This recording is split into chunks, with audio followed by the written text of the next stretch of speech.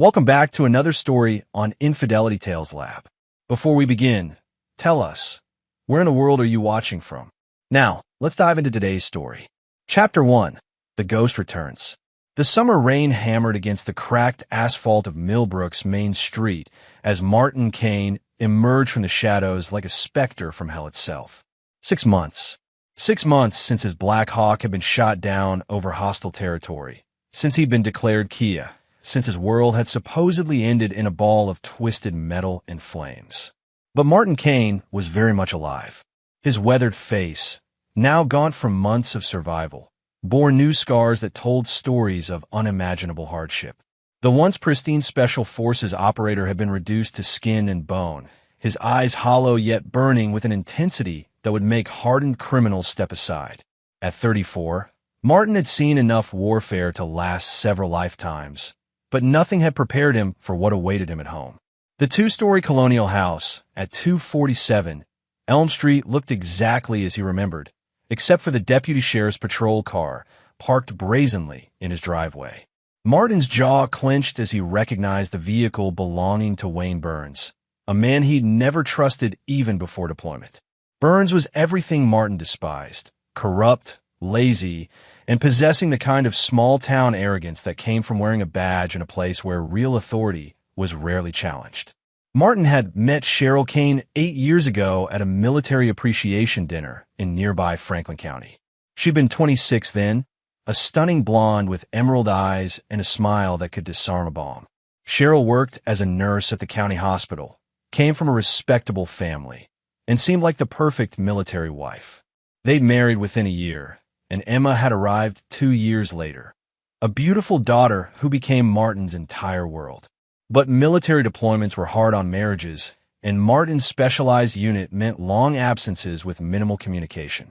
He'd noticed Cheryl growing distant during his last leave, but he'd attributed it to stress. He should have known better. In the Special Forces, survival depended on reading signs others missed. At home, he'd been blind. As Martin approached his house through the backyard, staying in the shadows of the oak trees he'd planted years ago, his blood turned to ice. There, in the far corner of the yard, was a makeshift kennel, little more than a chain-link cage with a tarp for shelter. Inside, curled up on a pile of old blankets, was his 6-year-old daughter Emma. The child was painfully thin, her once bright blonde hair matted and dirty. Angry red sores dotted her arms, and she was wearing clothes that hadn't been washed in days. The sight hit Martin like a sledgehammer to the chest. His daughter, his precious little girl, was being kept like an animal in her own backyard. Rage, pure and molten, coursed through Martin's veins. Every survival instinct honed through years of combat training screamed for immediate action. But the strategic part of his mind, the part that had kept him alive through impossible odds, forced him to remain still and observe. Through the kitchen window, he could see them clearly. Cheryl, still beautiful but harder somehow, was pressed against the kitchen counter. Wayne Burns, a heavy-set man with thinning brown hair and a perpetual sneer, had his hands on her waist, his sheriff's badge glinting in the overhead light. They were kissing with the desperate passion of guilty lovers, completely oblivious to the broken man watching from the darkness. Martin's hands instinctively reached for weapons that weren't there. In the POW camp, he'd survived by becoming something less than human, a creature driven purely by the will to live and return home. The camp had been run by a sadistic warlord who took pleasure in breaking strong men. Martin had endured months of torture, had watched good soldiers die, had been forced to make impossible choices just to see another dawn. But he'd survived because he'd had something to come home to. Or so he'd thought. Now, crouched in his own backyard like a ghost, Martin Kane realized that everything he'd fought for was gone. His wife had not only replaced him, but had also abandoned their daughter. The pension money from his supposed death was clearly more valuable to them than the life of an innocent child. Martin's military training kicked in as he began to assess the situation with cold precision. Wayne Burns was armed, probably carrying his service weapon and at least one backup. Cheryl would be unpredictable, civilian, but potentially dangerous if cornered. The house had multiple entry points, but any direct confrontation would traumatize Emma further. No, this situation required a different approach. Martin Kane had learned patience in the worst possible school. He could wait. As he watched his wife and her lover through the window, Martin began to formulate the beginning of a plan. These people had made the fatal mistake of underestimating a dead man. They'd forgotten that Martin Kane was the sole survivor of a POW camp where weaker men had been broken in days. They were about to learn what it meant to face a man with nothing left to lose and everything to avenge. Martin melted back into the shadows. His daughter's suffering burned into his memory like a brand. Before the sun rose again, the game would begin. And when it ended, Cheryl Kane and Wayne Burns would understand exactly why crossing a Special Forces operator was the last mistake they'd ever make. The rain continued to fall, washing away the last traces of the man Martin Kane used to be. Chapter 2. The Art of War. Martin Kane had spent the last 18 hours in reconnaissance, treating his own home like an enemy stronghold. Old habits from his military days died hard, and right now, those habits were all that stood between him and a reckless assault that would destroy any chance of saving Emma. From his hidden observation post in the abandoned Hutchinson Barn 3 properties over, Martin had mapped out the daily routines of his targets with military precision. Cheryl left for her shifts at the hospital at 6 a.m. and 6 p.m., alternating between day and night rotations.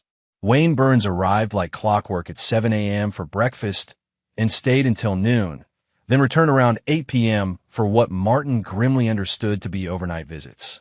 But the most heartbreaking pattern was Emma's treatment. 3 times a day, Cheryl would bring out a bowl of food, usually leftovers or cheap cereal, and place it just inside the kennel. The child was allowed inside only to use the bathroom, and even then, only under supervision. It was systematic abuse, designed to break a little girl's spirit, just as surely as the POW camp had tried to break Martin's. The why of it gnawed at Martin's tactical mind. This wasn't simple neglect or even typical abuse. This was calculated cruelty with a purpose. As he observed through his military-grade binoculars, Martin began to piece together the larger picture. Wayne Burns wasn't just any corrupt small-town cop. Martin's research at the local library's computers had revealed some interesting facts. Burns had been passed over for sheriff twice, had multiple complaints filed against him for excessive force, and was currently under internal investigation for misuse of department resources. The man was desperate for both money and respect, 2 things that Martin's death benefits and widow status could provide through Cheryl. But why torture Emma? The answer came to Martin during his second night of surveillance when he overheard a conversation through the open kitchen window. "She keeps asking when Daddy's coming home," Cheryl was saying, her voice carrying a whining tone Martin had never heard before. "I'm running out of lies to tell her." "Then don't lie," Wayne's gravelly voice responded. "Kid's got to learn sooner or later that her precious daddy ain't coming back. The sooner she accepts it, the easier it'll be when we make this official." But what if someone sees her out there? Social services, or who's going to see her? Your neighbors think you're the grieving war widow struggling to cope. Besides, a little hardship builds character. My old man used to chain me to the porch when I acted up, and it taught me respect. Martin's hands had clenched into fists as the true scope of their plan became clear. They weren't just stealing his life insurance and pension. They were systematically breaking his daughter's will so she'd be easier to control. Emma was being conditioned to accept abuse as normal, to stop asking questions, to stop hoping for rescue. It was psychological warfare against a 6-year-old child. That revelation had transformed Martin's anger from hot rage into something far more dangerous: cold, calculated fury. These weren't just thieves or even ordinary criminals. They were child abusers who had turned his own home into a prison camp. Martin's military background had taught him that every successful operation required 3 elements: intelligence, resources, and timing. He'd spent decades perfecting these skills in environments where failure meant death. Intelligence was flowing in steadily. Martin had discovered that Wayne Burns lived alone in a small apartment above Hendrick's hardware store on Main Street. The man had a drinking problem, a gambling debt, to some unsavory characters in the county seat and a tendency to leave his service weapon unsecured when he was drunk. Cheryl, meanwhile, had been living off Martin's presumed death benefits while maintaining her job at the hospital, insurance fraud at minimum, but likely much more. Resources were more challenging. Martin had nothing but the clothes on his back and the survival skills burned into his DNA. But 18 months in a POW camp had taught him that a determined man could create weapons from anything. The abandoned Hutchinson property was a gold mine of forgotten tools and materials. Rusted farming equipment, old chemical containers, even a well-maintained generator that the late Edgar Hutchinson had left behind. But timing was everything. Martin couldn't just react. He had to control the entire sequence of events. One mistake, one moment of emotion overriding tactics, and Emma would suffer the consequences. As dawn broke on his third day of surveillance, Martin made his decision. Direct confrontation was off the table. These people had spent months systematically destroying his daughter's childhood, and they deserved something far more sophisticated than a simple beating. They deserved to experience the same helplessness, the same systematic destruction of everything they held dear that they had inflicted on Emma. Martin Kane had survived the worst that human cruelty could devise, and he'd learned valuable lessons in the process. Pain was temporary, but psychological warfare could destroy a person's will to live. Fear, properly applied, was more effective than any physical torture. Wayne Burns and Cheryl Kane were about to get a graduate-level education in psychological operations, taught by a master who had learned from the worst. The game was about to begin, and Martin held all the cards. They just didn't know they were playing yet. As Martin prepared to leave his observation post, he took one last look at Emma in her makeshift prison. Soon, little girl, Daddy's coming home, and he's bringing hell with him. Chapter 3. The First Move. Martin Kane struck at 3:17 a.m. on a moonless Thursday, moving through Millbrook's empty streets like a shadow, given form. His first target wasn't Wayne Burns or even Cheryl. It was the foundation of their comfortable lives. The Millbrook Telegraph building stood dark and quiet on the corner of Main and 2nd, its ancient brick facade hiding the small-town newspaper that had dutifully reported Martin's death 6 months earlier. The building's security was laughable to a man who'd infiltrated enemy compounds protected by trained soldiers and electronic surveillance. Within 15 minutes, Martin was inside the building's basement archives, searching through 6 months of back issues with the methodical precision of a trained intelligence analyst. What he found made his blood run cold and his resolve turn to steel. The newspaper's coverage of his supposed death had been surprisingly detailed. Too detailed. The article, written by the paper's editor Robbie Flowers, contained information that should have been classified. Details about Martin's unit's mission, their location when the helicopter went down, even speculation about survivors that should have been restricted to military personnel and immediate family. But it was the follow-up articles that revealed the true scope of the conspiracy. A week after Martin's death was reported, the Telegraph had run a puff piece about local widow Cheryl Kane's brave struggle to cope with loss. The article mentioned her work at the hospital, her dedication to her daughter, and the community support during her difficult time. What it didn't mention was that Cheryl had been seen around town with Wayne Burns just 3 days after Martin's supposed death. The timeline was damning. These two hadn't even waited for the body to get cold before they started their affair. Martin photographed every relevant article with a camera he'd liberated from the newspaper's equipment room, then moved to his second target, Wayne Burns' personnel file at the Sheriff's Department. The Millbrook Sheriff's Department was housed in a converted storefront that had seen better days.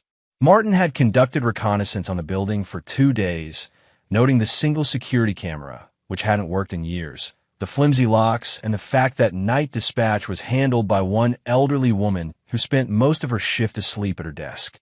Burns' personnel file painted the picture of a man spiraling toward disgrace even before Martin's death. Multiple complaints from citizens, 3 separate internal investigations for misconduct, and a pattern of aggressive behavior that had the county sheriff's office quietly distancing themselves from Millbrook's operation. But the most damning evidence was in Burns' financial records, which Martin accessed through the department's ancient computer system. In the 6 months since Martin's death, Burns had made several large cash deposits, amounts that far exceeded his deputy salary. The deposits coincided perfectly with Cheryl's insurance payouts. Martin was building a case, but not for the courts. This was intelligence gathering for a very different kind of justice. His third stop was the most dangerous, his own house. Martin waited until 4:30 a.m., when both Cheryl and Wayne were deep in sleep. The spare key was exactly where he'd left it, hidden under the false bottom of Emma's old sandbox. As he slipped into his own home, Martin felt like a ghost visiting his former life. The house had changed in subtle but disturbing ways. His photographs had been removed from the walls and replaced with pictures of Cheryl and Wayne. His clothes were gone from the closet, his personal effects cleared out as if he'd never existed. Even worse, Emma's room had been stripped of most of her toys and furniture, leaving only a bare mattress and a few books. Martin moved through the house with practiced stealth, gathering intelligence and preparing the groundwork for what was to come. In the kitchen, he found Emma's medical records scattered on the counter, evidence that Cheryl had been documenting his daughter's behavioral problems to justify her treatment. The records painted a picture of a child suffering from severe trauma-related regression and dangerous acting-out behaviors.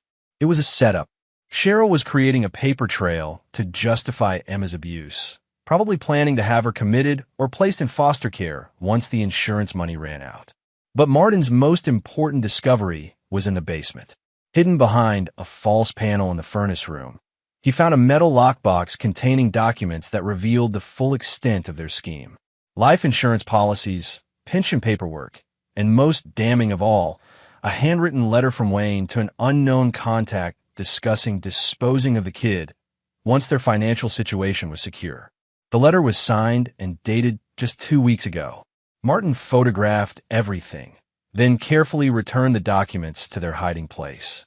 These people weren't just thieves and child abusers. They were planning to murder his daughter.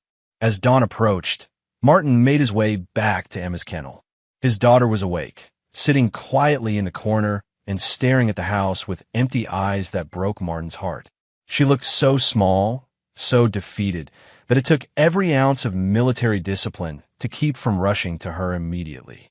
Instead, Martin knelt in the shadows just outside the kennel and whispered softly, "Emma." The little girl's head snapped up, her eyes wide with disbelief. "Daddy," she whispered back, her voice barely audible. "Yes, baby girl. Daddy's here. But you have to be very quiet and very brave for me, okay? I'm going to get you out of here, but I need you to trust me and do exactly what I say." Emma nodded frantically, tears streaming down her dirty face. "I knew you'd come back. I told them you weren't really dead, but they said," "Chill," Martin soothed. "I know what they said, and I know what they did to you, but that's all going to change very soon. Can you be brave for just a little while longer?" "Yes, Daddy." Martin reached through the chain link and gently touched his daughter's face. "I love you, Emma, more than anything in the world. And I promise you, the people who hurt you are going to pay for what they've done. But first, Daddy has to make sure you're safe. Can you pretend you never saw me tonight?" Emma nodded solemnly. At 6 years old, she'd already learned the survival skills that prison camps taught: how to keep secrets, how to endure, how to hope against hope. Martin spent 10 more minutes with his daughter, reassuring her and explaining that very soon, everything would change. Then he melted back into the shadows, leaving Emma with something she hadn't had in months: hope. As Martin returned to his observation post, his mind was already working through the tactical problems ahead. Wayne Burns and Cheryl Kane had declared war on his family, and they'd chosen their battlefield. Now Martin would choose his. In 72 hours, they would learn what it felt like to be hunted by a man who'd been trained to kill by the world's finest military and educated in survival by the world's cruelest enemies. The preliminaries were over. The real war was about to begin. Chapter 4: Psychological Operations. Martin Kane's war began not with bullets or bloodshed, but with the slow, methodical dismantling of his enemy's sense of security. He'd learned in the POW camp that the mind was far more fragile than the body, and fear properly applied could accomplish what brute force never could. Wayne Burns received his first message on Friday morning. The deputy sheriff stumbled out of Martin's house at 6 a.m., still buttoning his uniform shirt as he made his way to the patrol car.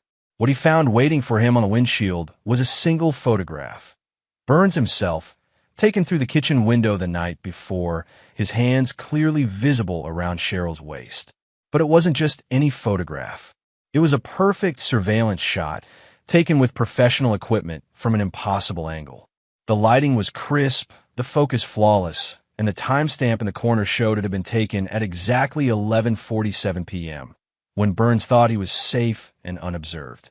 On the back of the photograph, written in block letters with a black marker, were 3 words, "I see you." Burns' reaction was everything Martin had hoped for. The man stood frozen beside his patrol car for nearly 5 minutes, his head swiveling as he searched the empty street for any sign of surveillance.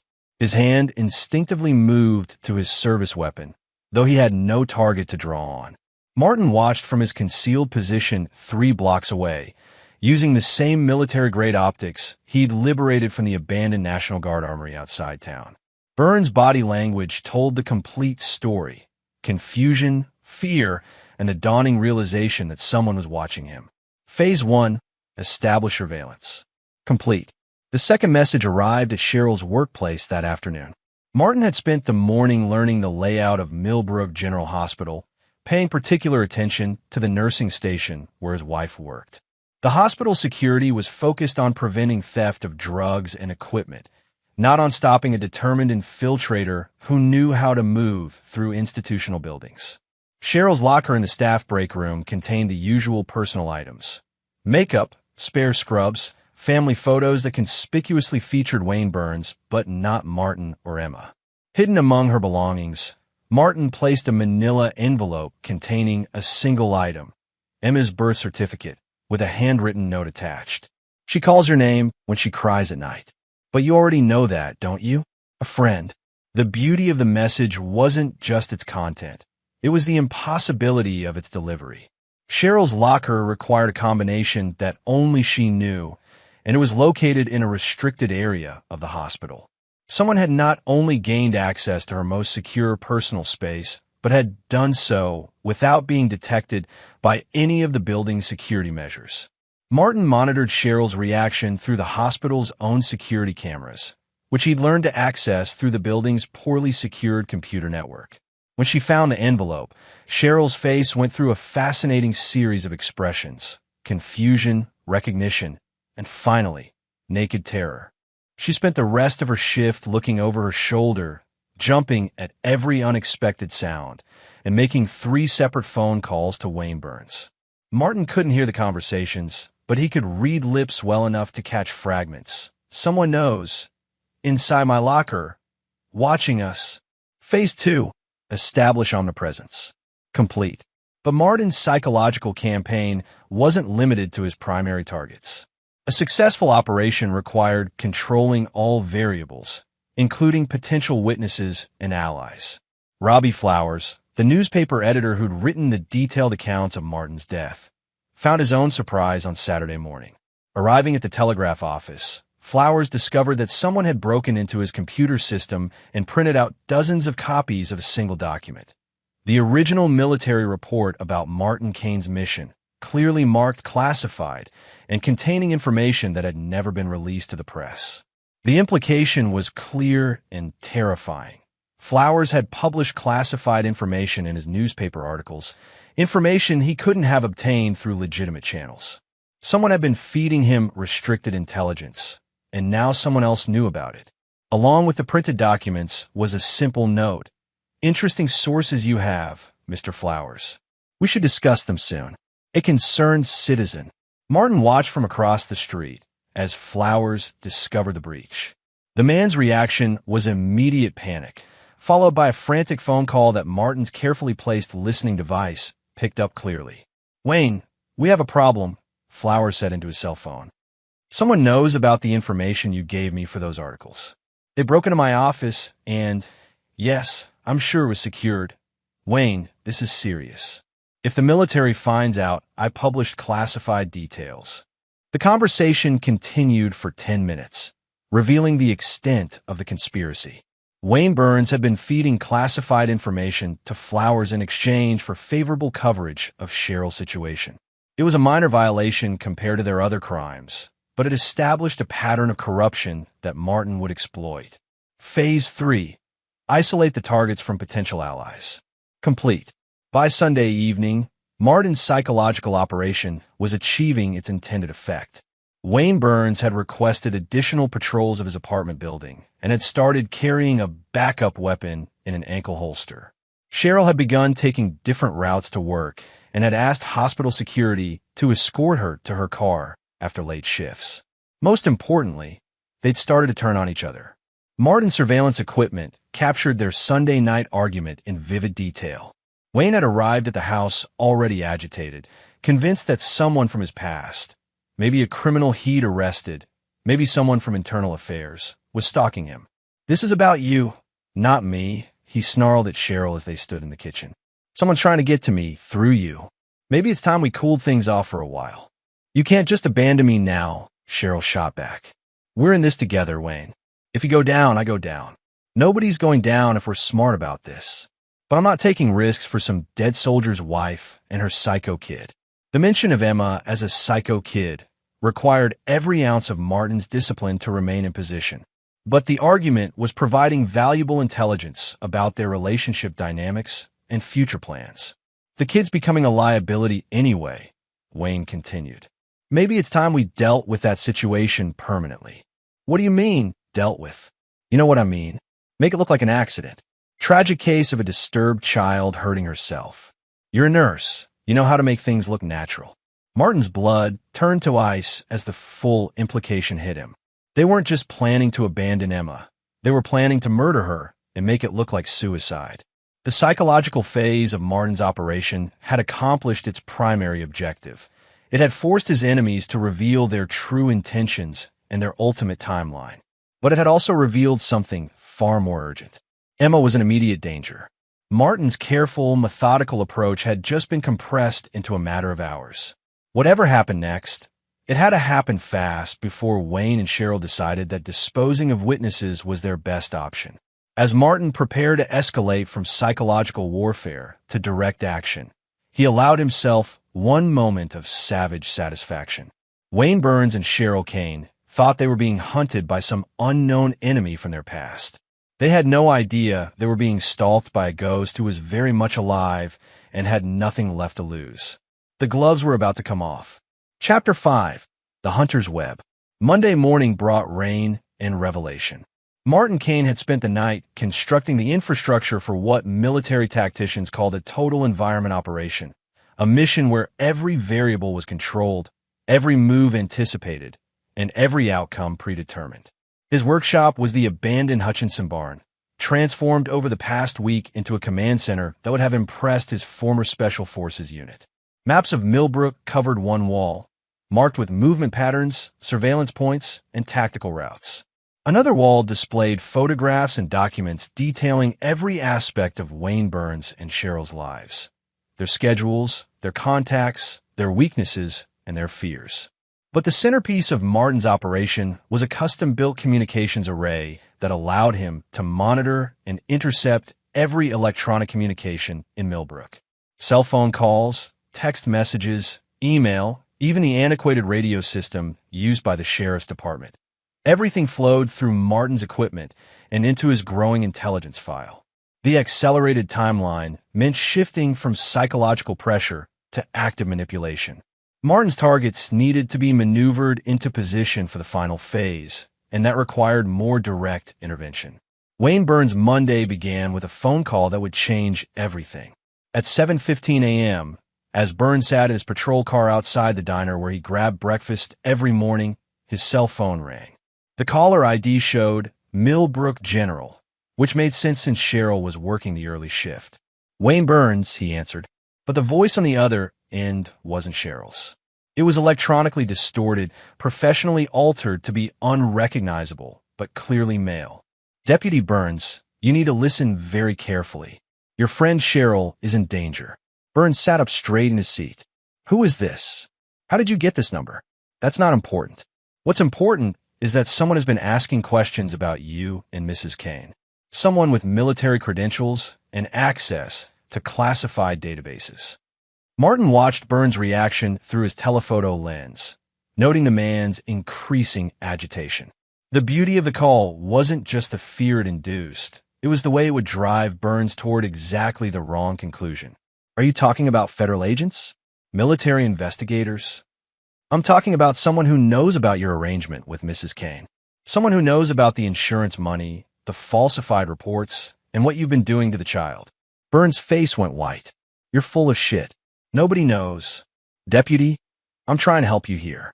This individual has been conducting surveillance on both of you for several days. Professional-grade equipment, military tactics. You need to take Mrs. Kane and the child and get out of town. Today, the line went dead, leaving Burns staring at his phone in terror. Martin's manipulated phone call had accomplished several objectives simultaneously. It confirmed Burns' worst fears about being watched by professionals, provided a false explanation for the surveillance that would misdirect any investigation, and most importantly, introduced the idea of flight, exactly what Martin needed his targets to attempt. Phase 1 of Monday's operation: force the enemy to consider retreat. Complete. But Martin wasn't finished with Wayne Burns. At 10:30 a.m., Burns received a text message from an unknown number. Check your apartment. Third floorboard from the window. Someone left you a present. A friend. Burns was at his apartment within 15 minutes, his service weapon drawn as he climbed the stairs to his second-floor residence. The apartment showed no signs of forced entry, but the third floorboard from the living room window was indeed loose.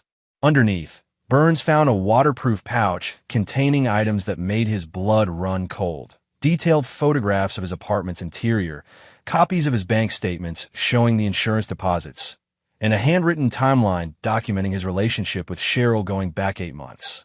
But the most terrifying item was a military dog tag. Martin Kane's dog tag, which should have been lost with his body in the helicopter crash. The accompanying note was brief. I'm closer than you think. MK. Martin monitored Burns' reaction through the listening devices he'd planted throughout the apartment. The man's panicked phone call to Cheryl was everything Martin had hoped for. He's alive, Burns whispered into the phone. Kane is alive, and he's been watching us. We need to run. Now. That's impossible, Cheryl's voice crackled through the phone speaker. The military confirmed he was dead. I saw the reports. Then explain how his dog tag ended up under my floorboard next to photos of us together. Cheryl, this guy is Special Forces. You know what that means? He's trained to kill people like us. Martin smiled grimly as he listened to their growing panic. Fear was making them sloppy, driving them toward the exact response he needed. What about Emma? Cheryl asked. What about her? She's just extra baggage now. We take the money we've got and disappear. Let social services deal with the kid. Wayne, we can't just abandon her. If Kane is really alive, she's the only leverage we have. There it was. Martin's pulse quickened as he heard Cheryl articulate the tactical reality he'd been counting on. They would try to use Emma as a human shield, which meant they'd have to move her from the kennel to a more secure location. That movement would be Martin's opportunity. Fine, Burns said after a long pause. But we do this smart. We take the kid with us tonight, drive to the county seat, and figure out our next move from there. If Kane really is alive, he'll follow us. And when he does, we'll be ready for him. Where do we meet? The Old Quarry Road, 11 p.m. Bring whatever cash you've got, and anything else we might need. And Cheryl? Bring something to keep the kid quiet. We can't have her screaming if we need to move fast. Martin felt a chill at the implication, but his tactical mind was already calculating distances, routes, and timing. The Old Quarry was perfect for his purposes, isolated, with multiple approach routes, and far enough from town that civilian interference was impossible. Phase 2. Force the enemy to move to ground of your choosing. Complete. But Martin had one more manipulation to execute before the night's operation. At 3 p.m., Robbie Flowers received an unexpected visitor at the telegraph office. A man in a dark suit who introduced himself as Agent Christopher Elliott from the Department of Defense's Criminal Investigation Division. Mr. Flowers, we need to discuss your recent articles about Staff Sergeant Martin Kane's death. Specifically, We need to know where you obtained classified information about his unit's mission. Of course, there was no Agent Elliot from the DoD. Martin had simply bought a generic badge holder online and printed official-looking credentials using the newspaper's own equipment. But Flowers didn't know that, and his guilty conscience filled in the details. I can't reveal my sources," Flowers stammered. "Mr. Flowers, publishing classified military information is a federal crime. We're prepared to offer immunity in exchange for your cooperation, but only if you tell us everything you know about Deputy Wayne Burns' involvement in this matter." The interview lasted 30 minutes, during which Flowers revealed everything about his arrangement with Burns. More importantly, he provided Martin with confirmation that Burns had been selling information from military databases that he shouldn't have had access to, evidence of a much larger corruption network. But the real purpose of the interview was to plant information that would reach Burns within hours. "Mr. Flowers, I need you to understand something. Staff Sergeant Kane's death is now under federal investigation. If he's still alive, and we have reason to believe he might be, then anyone who participated in fraud related to his death benefits will face federal charges. I strongly advise you to distance yourself from Deputy Burns immediately." By 6 p.m., Flowers had called Burns with a panicked report about the federal investigation. Martin listened to the call with savage satisfaction as Burns' paranoia reached new heights. "They know everything, Wayne. They know about the classified information. They know about the insurance fraud. And they think Kane might still be alive. You need to get out of town tonight." "Already planning on it," Burns replied. "But if Kane is alive and the feds are involved, this just became a whole different kind of problem." Martin checked his equipment one final time as the sun set over Millbrook. Tonight, Wayne Burns and Cheryl Kane would attempt to kidnap his daughter and flee. They thought they were escaping from federal agents and a dead man's ghost. They had no idea they were walking into a trap designed by someone who had survived the worst that human cruelty could devise and learned to turn that knowledge into a weapon. At 11 p.m., 3 vehicles would converge on the old quarry road. Only one would leave, and Emma Kane would finally be going home. Chapter 6. The Perfect Trap. The abandoned limestone quarry sat like a wound in the earth, its steep walls and dark water creating a natural amphitheater of shadows and echoes. Martin Kane had chosen this location not just for its isolation, but for its tactical advantages, multiple approach routes, controlled sight lines, and most importantly, no escape routes that he couldn't monitor and block. As 10:45 p.m. approached, Martin made his final preparations from his concealed position on the quarry's north ridge.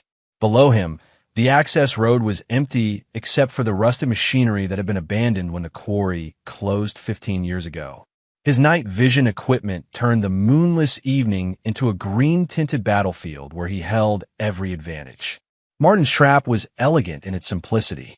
3 pressure-activated flares marked the only safe path down to the quarry floor, invisible to the naked eye, but clearly visible through his thermal imaging. Anyone approaching by vehicle would be forced to follow that exact route, bringing them directly into his kill zone. But this wasn't about killing, at least not yet. This was about rescue and capture, which required precision, timing, and absolute control of the situation. At 10:58 p.m., the first vehicle approached. Wayne Burns' patrol car, moving slowly down the winding quarry road with its headlights dimmed. Martin tracked the vehicle through his scope as it navigated the treacherous path, noting that Burns was alone in the front seat. 2 minutes later, Cheryl's sedan followed the same route. Through his thermal imaging, Martin could see 2 heat signatures in the car, Cheryl in the driver's seat and a smaller figure in the back that had to be Emma.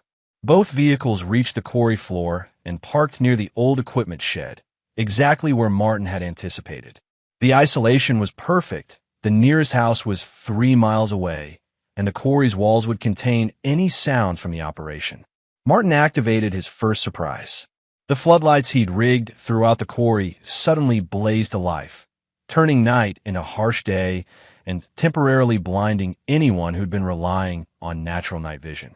Burns and Cheryl stumbled out of their vehicles, hands raised to shield their eyes from the unexpected illumination. Wayne Burns, Cheryl Kane. Martin's voice boomed from the PA system he'd installed, electronically amplified and distorted to seem like it was coming from everywhere at once. You are surrounded. Move away from the vehicles with your hands visible. The psychological effect was immediate and devastating. Both targets spun in circles, looking for the source of the voice and finding nothing but empty quarry walls and blinding lights. Burns reached for his service weapon, but stopped when a rifle shot cracked through the air, sending stone chips flying from the wall inches from his head. The next shot won't miss. Step away from the vehicles. Now, Burns and Cheryl moved away from their cars, hands raised, squinting into the lights, and searching frantically for their unseen captor. Martin could see the terror in their body language, the rapid breathing, the constant movement, the way they pressed close together for psychological comfort. But Martin's focus was on the sedan, where Emma remained trapped in the back seat. "Emma," Martin said, switching to a normal-speaking voice that carried clearly in the quarry's acoustics. "It's Daddy. I need you to get out of the car and walk toward the sound of my voice. Don't be scared, baby girl. You're safe now." The car door opened, and Emma's small figure emerged into the harsh lights. She was wearing the same dirty clothes Martin had seen her in for days, but she was moving under her own power and seemed uninjured. "Emma, walk toward the big rocks on your right. There's a path up the hill.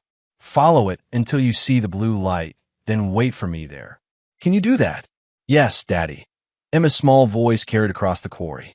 As she began walking toward the escape route Martin had prepared, both Wayne and Cheryl started to move in her direction. Another rifle shot, this one striking the ground directly between them and Emma, stopped them cold.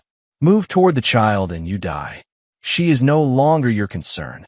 Martin watched through his scope as Emma found the path he'd marked with reflective tape and began climbing toward the safe zone he'd established on the ridge.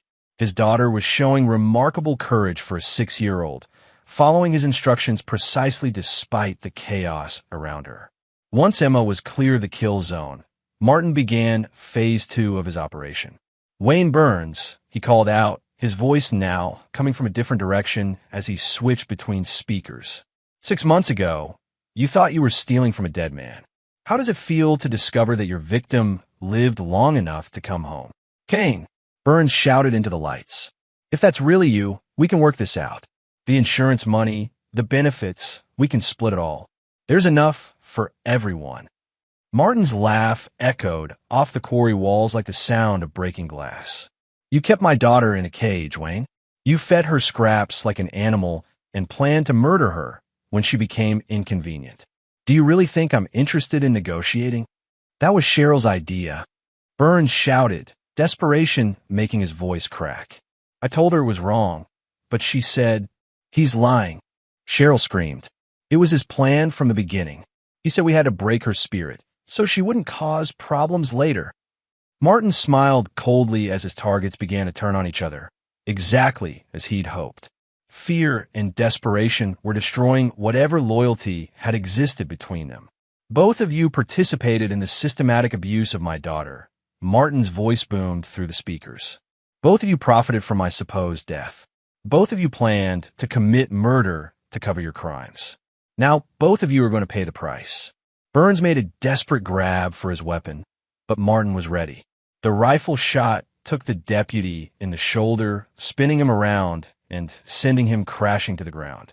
Cheryl screamed and ran toward the quarry's edge, but Martin had anticipated that response as well.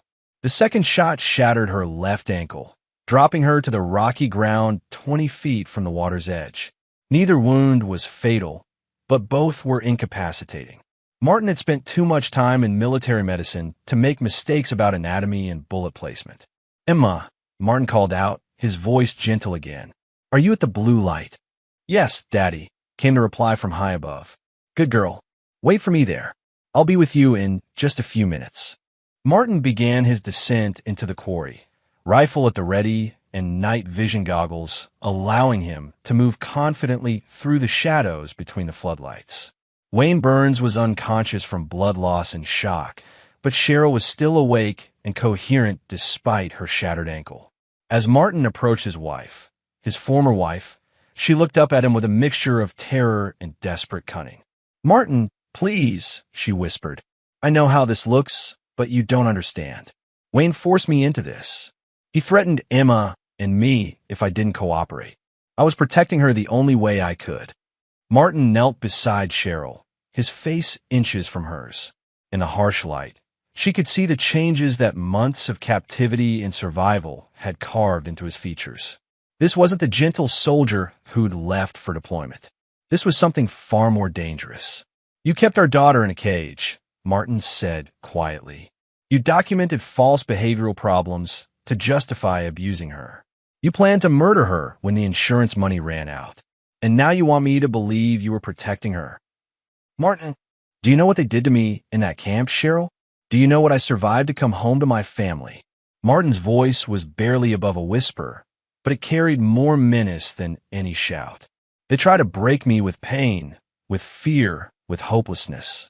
But I endured it all because I had something to come home to, because I had a wife and daughter who needed me.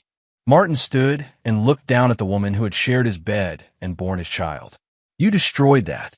You took the one thing that kept me alive through hell and turned it into another nightmare. So now you get to experience what real hopelessness feels like. Martin checked his watch. 11:47 p.m. Perfect timing. In 13 minutes, the Millbrook Volunteer Fire Department will receive an anonymous call about screams and gunshots at the old quarry.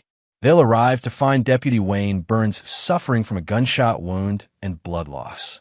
They'll also find Cheryl Kane, who tragically fell while trying to escape after being caught in the act of child abduction and insurance fraud.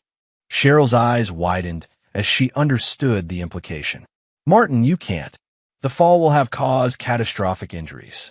Broken bones, internal bleeding, probably a few hours of agony before death. Very tragic. Very accidental. Martin began walking toward the path that would take him back to Emma, then paused and looked back at his former wife. Of course, there's another option. You could try to crawl to safety in the next 13 minutes. It's only about 200 yards to the road. Should be possible, even with a shattered ankle. If you're tough enough. As Martin disappeared into the shadows, Cheryl began her desperate crawl toward the quarry road, leaving a trail of blood on the limestone. Behind her, Wayne Burns remained unconscious and bleeding, his survival dependent on how quickly the fire department responded to Martin's upcoming call. Martin found Emma waiting exactly where he'd told her, sitting on a blanket he'd prepared earlier and holding a small teddy bear he'd left for her. When she saw him approaching, she ran into his arms with a sob of relief. It's over, baby girl, Martin whispered into her hair. You're safe now. You're coming home with Daddy, and nobody will ever hurt you again.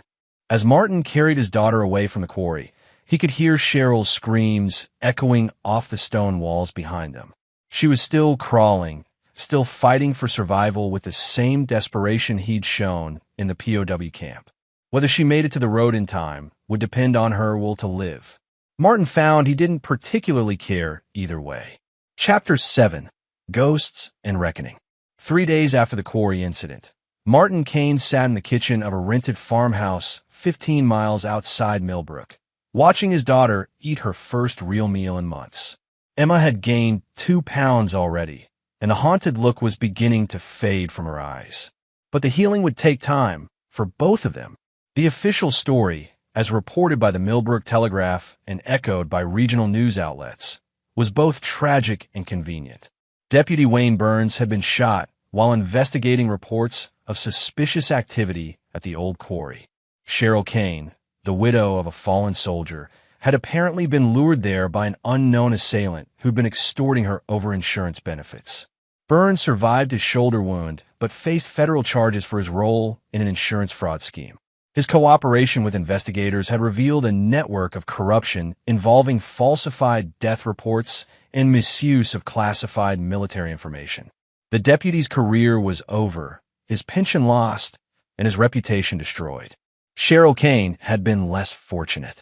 She'd managed to crawl nearly 100 yards before blood loss and shock overcame her. The volunteer fire department found her unconscious but alive, though her injuries were severe enough to require emergency surgery and weeks of intensive care. Her recovery would be long and painful, marked by permanent disability and the knowledge that she'd lost everything: her daughter, her freedom, and her future. Most importantly to Martin, she'd lost any legal claim to Emma. The investigation into the quarry incident was being handled by Agent Christopher Elliott of the DOD's Criminal Investigation Division, or rather, by the man everyone believed to be Agent Elliott.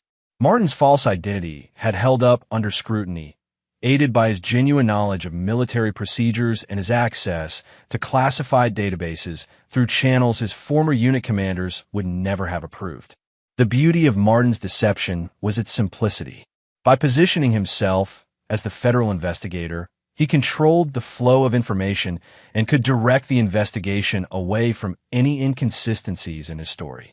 The real DOD would eventually realize that no Agent Elliott existed, but by then, the local investigation would be closed and Martin would have disappeared. But there were still loose ends to tie up, and Martin Kane had never been a man to leave jobs unfinished. Robbie Flowers received his final visit on Thursday afternoon. The Telegraph editor looked up from his computer to find Agent Elliott standing in his office doorway, his expression grim and his manner suggesting that the investigation had taken a serious turn. "Mr. Flowers, we need to discuss your future with the Department of Defense." "I told you everything I know," Flowers protested. "I gave you all the documents, all the communications with Burns. I've cooperated completely." "Yes, you have. And that cooperation has saved you from federal prosecution. However, there are conditions attached to your immunity agreement." Martin placed a thick folder on Flowers' desk, his movements deliberate and official.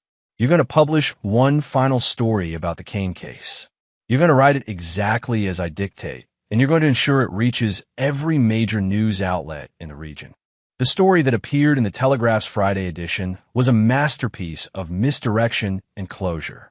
It detailed the corruption investigation, the insurance fraud scheme, and the tragic circumstances that had led to Cheryl Kane's downfall. But most importantly, it confirmed that Staff Sergeant Martin Kane had indeed died in the helicopter crash, his body recovered and properly buried in Arlington National Cemetery. The article included interviews with military officials, actually Martin using voice modulation technology, and photographs of the burial ceremony, carefully staged images from other military funerals.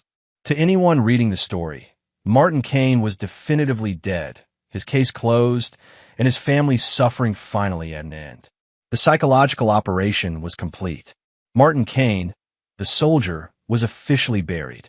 Marcus Elliott, the federal investigator, would disappear when the case was closed, and the ghost who'd returned to Millbrook would fade back into the shadows from which he'd emerged.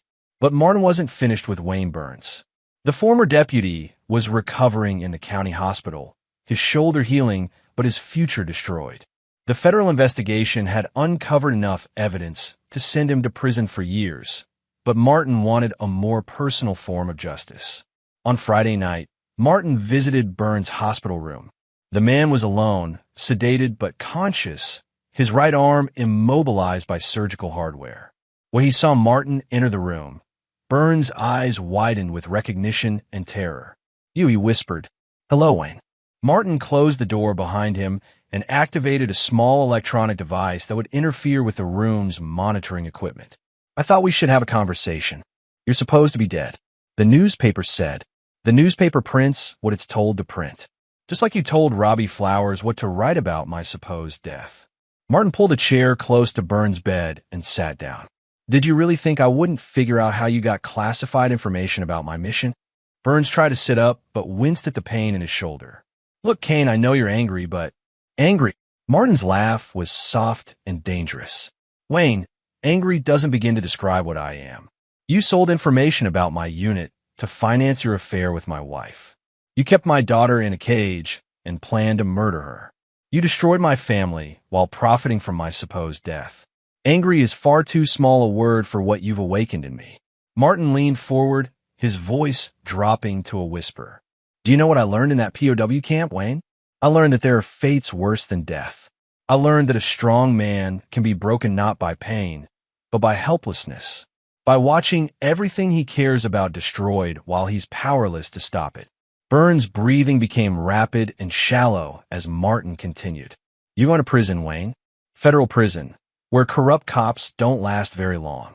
But before you go, I want you to understand something. I'm going to be watching you. Every day, every hour, for the rest of your miserable life. Martin produced a photograph and placed it on Burns' chest. It showed the interior of Burns' hospital room, taken from an impossible angle that suggested surveillance equipment hidden somewhere in the walls. I know where you'll be transferred. I know which prison, which cell block, which inmates have particular feelings about men who hurt children. I know your routine, your habits, your fears. And I'll be there, in the shadows, making sure you never forget what you did to my family. Burns was hyperventilating now, his heart monitor beeping frantically. You can't? The nurses will come. The nurses think you're having nightmares about the shooting. Very common for trauma victims. They'll give you some medication and tell you to rest. Martin stood and looked down at Burns with cold satisfaction. But the nightmares are real, Wayne, and they're going to follow you for the rest of your life. As Martin moved toward the door, Burns found his voice one last time. What about Cheryl? What about your wife? Martin paused without turning around. Cheryl Kane died the moment she put my daughter in that cage. The woman in the ICU is just a stranger who happens to share her name. She'll live with her injuries, her shame, and the knowledge that she destroyed everything for a corrupt cop and some insurance money. That's punishment enough. Martin opened the door and looked back at Burns one final time. Enjoy prison, Wayne.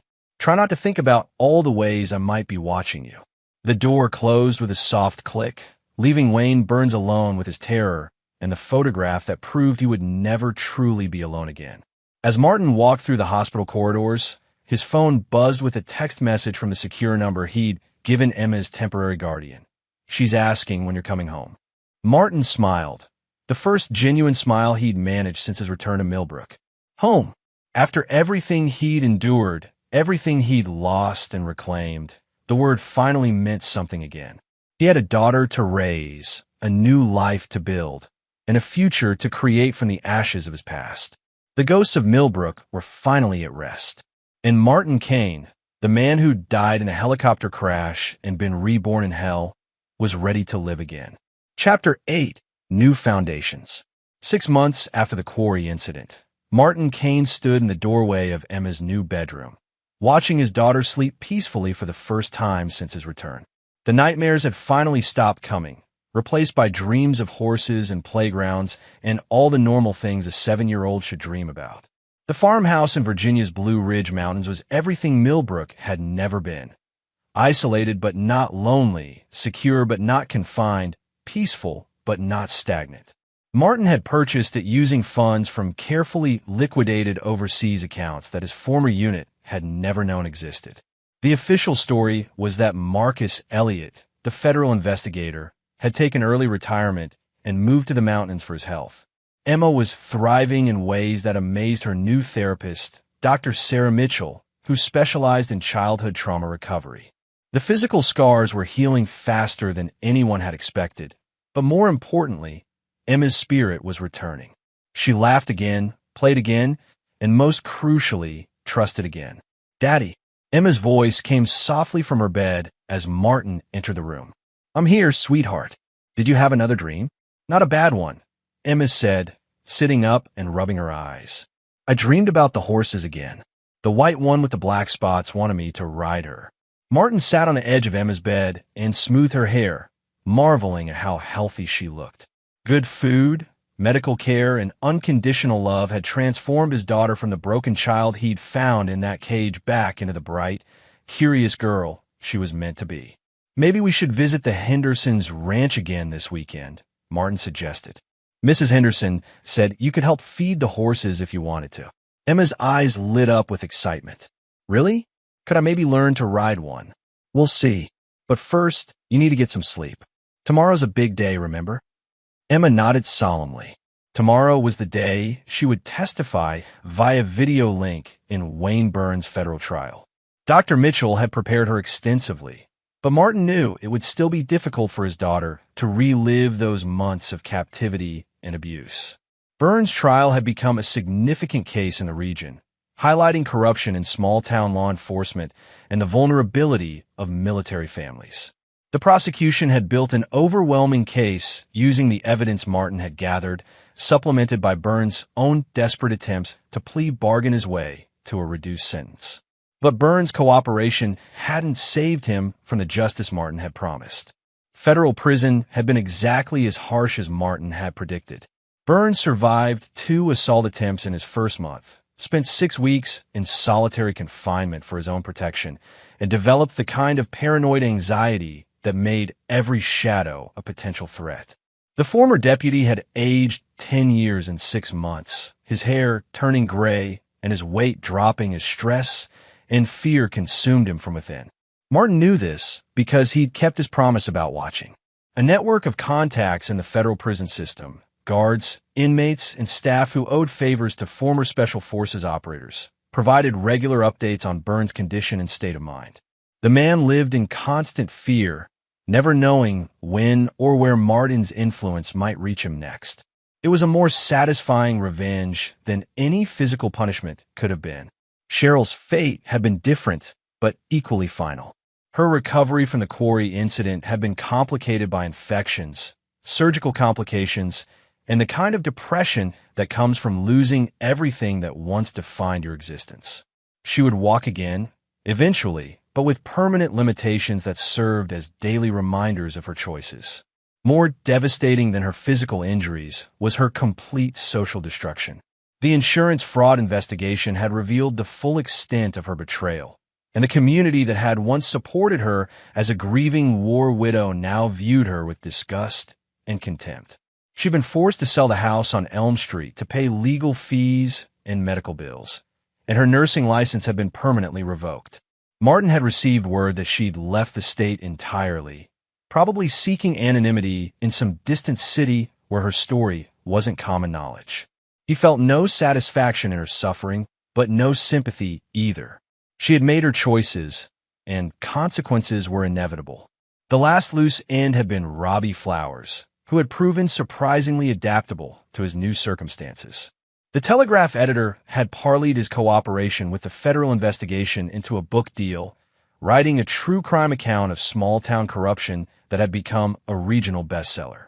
Flowers had been careful to stick to the official narrative about Martin's death, and his book had actually helped cement the fiction that Special Forces veteran Martin Cain was buried in Arlington Cemetery. As Emma settled back into sleep, Martin reflected on the strange turns his life had taken. A year ago, he'd been a soldier fighting overseas battles in service of his country.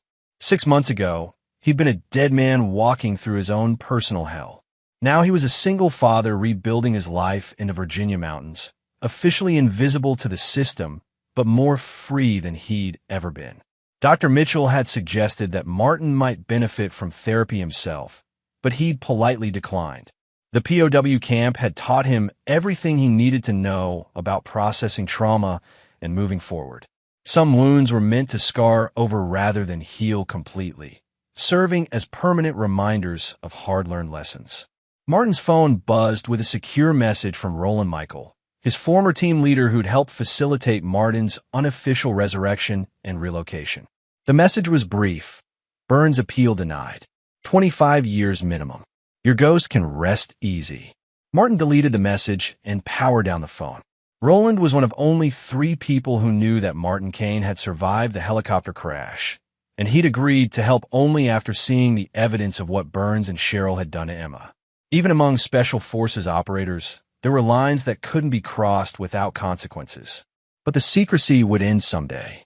Emma deserved to know her real name and her father's true history when she was old enough to understand. Until then, Marcus Elliott would be the only father she knew, and that was enough. As Martin prepared for bed, he allowed himself a moment of satisfaction. The mission was complete. His daughter was safe, his enemies had been neutralized, and his own survival was secure. For a man who'd been declared dead and written off by everyone who'd ever known him, it was a remarkably successful outcome. But Martin Cain had learned that survival was only the beginning. Now came the harder task of building something worth surviving for. Looking out his bedroom window at the peaceful Virginia countryside, Martin knew he was ready for that challenge. He'd been forged in the worst possible circumstances and had emerged with his core values intact. Now, he could focus on being the father Emma needed and deserved. The ghost of Millbrook could finally rest. The real work of living was just beginning. Chapter 9. Final Justice. 2 years after the quarry incident, Martin Kane received the call he'd been expecting but dreading. Wayne Burns was dead. The news came through Roland Michael, delivered in the clinical tone that former Special Forces operators used when discussing operational casualties. Burns had been found in his cell at Federal Correctional Institution Coleman, an apparent suicide by hanging. The official investigation was routine, just another corrupt cop who couldn't handle the pressure of prison life. But Martin knew better. The network of contacts he'd cultivated inside the federal prison system had kept him informed of Burns' deteriorating mental state. The former deputy had spent his final months in a state of constant paranoia, convinced that Martin was orchestrating every setback, every threat, every moment of fear he experienced behind bars. In truth, Martin had done nothing beyond his initial psychological warfare. Burns had destroyed himself through his own guilt and terror, proving that the most effective revenge was often the enemy's own imagination run wild. Emma, now 9 years old and thriving in her new life, knew nothing of Burns' death. She'd testified at his trial 3 years ago, had survived the experience with remarkable resilience, and had moved on to building the kind of childhood she'd been denied during those dark months in Millbrook. Martin saw no reason to burden her with news about a man who'd tried to destroy her life. The farmhouse in Virginia had become everything Martin had hoped it would be. Emma excelled in the local school, had made friends among the neighboring families, and showed no lasting effects from her early trauma beyond a healthy wariness of strangers. Dr. Mitchell continued to see her quarterly, more as a precaution than a necessity, and consistently reported that Emma was developing into a normal, well-adjusted child. Martin himself had found an unexpected peace in their mountain refuge. He worked as a security consultant for companies that needed discreet expertise in protecting executives and facilities. It was lucrative work that utilized his military skills while allowing him to maintain the flexible schedule that single parenthood required. But the past had one final surprise waiting for him. The knock on Martin's door came on a crisp October evening while Emma was at a sleepover with friends. Martin answered it to find a woman in her 50s, professionally dressed but showing signs of hard travel. She had the bearing of someone accustomed to authority, and her eyes held the kind of intelligence that missed very little. "Mr. Elliott? My name is Agent Cecilia Strickland, FBI. I'd like to speak with you about a case from Millbrook County." Martin's tactical mind immediately began calculating risks and responses, but his expression remained neutral. "Of course. Please come in." Agent Strickland entered the farmhouse and looked around with the trained eye of an investigator. She noted the security systems, the strategic placement of furniture, and the subtle modifications that turned a rural home into a defensible position. "Interesting setup you have here," she observed. "Very thorough for a retired federal investigator." "Old habits," Martin replied. "Can I offer you coffee? It's on a long drive from wherever you started." "Washington, actually, and yes, coffee would be appreciated." As Martin prepared coffee in the kitchen, Agent Strickland continued her casual inspection of the house. She paused at a framed photograph showing Martin and Emma at a county fair, both of them laughing as they shared cotton candy. "Beautiful daughter," she said when Martin returned with 2 mugs. "She looks happy." "She is. We both are." Martin handed her the coffee and gestured toward the living room chairs. "What case did you want to discuss?" Agent Strickland settled into her chair and fixed Martin with a steady gaze. "The problem with your Millbrook investigation, Mr. Elliott, is that it was too perfect. Every piece of evidence fell into place exactly as needed. Every witness told exactly the right story. And most remarkably, the primary investigator managed to tie up every loose end without leaving a single unanswered question." Martin sipped his coffee and waited. In interrogation situations, the first person to speak usually gave away more than they intended. "The FBI doesn't usually review local corruption cases," Strickland continued, "but the Millbrook situation caught our attention because of some unusual elements. For instance, the classified military information that Deputy Burns allegedly accessed should have triggered immediate DoD security protocols. But there's no record of any security breach being reported through proper channels. Martin nodded thoughtfully. That is unusual. Perhaps the information wasn't as classified as we initially believed. Perhaps. Or perhaps someone with the right clearances and access codes obtained the information through legitimate channels and then used it to construct a narrative that served their purposes. The room fell silent, except for the ticking of an antique clock on the mantelpiece. Martin recognized the interrogation technique. Present a theory and wait for the subject to either confirm or deny it through body language and verbal responses. Agent Strickland, Martin said finally, I'm not sure what you're suggesting, but I documented every aspect of my investigation in Millbrook. The evidence spoke for itself. Yes, it did. Almost too clearly. Strickland leaned forward slightly. Tell me, Mr. Elliott, what do you know about Staff Sergeant Martin Kane? What the investigation revealed. He died in a helicopter crash. His widow and her boyfriend defrauded the government of his death benefits, and his daughter suffered terrible abuse as a result. It was a tragic case that ended with appropriate justice. Appropriate justice, Strickland repeated. That's an interesting phrase. Some might argue that justice is what happens in courtrooms, not in abandoned quarries. Martin felt a chill, but kept his expression neutral. I'm not sure I understand your implication. Agent Strickland reached into her briefcase and produced a file folder, which she placed on the coffee table between them. Martin Kane's military records make for fascinating reading. Special forces, multiple deployments, specialized training in psychological operations, and unconventional warfare. The kind of man who could disappear into hostile territory and emerge months later, having accomplished impossible missions. She opened the folder to reveal photographs that made Martin's blood run cold. Surveillance shots of him entering and leaving various locations in Millbrook during his investigation period. Someone had been watching the watcher. The interesting thing about psychological operations specialists, Strickland continued, is that they're trained to create false narratives that serve tactical objectives. They're experts at manipulating evidence, controlling information flow, and convincing people to believe stories that aren't quite true. Martin's mind raced through possible responses and escape routes, but he maintained his calm exterior. Agent Strickland, I'm still not sure what you're suggesting. I'm suggesting that Martin Kane didn't die in that helicopter crash. I'm suggesting that he survived, made his way home, and discovered what had happened to his family. I'm suggesting that everything that followed, the investigation, the evidence, even Agent Christopher Elliott, was an elaborate psychological operation designed to achieve one goal: rescuing his daughter and punishing the people who had destroyed his life.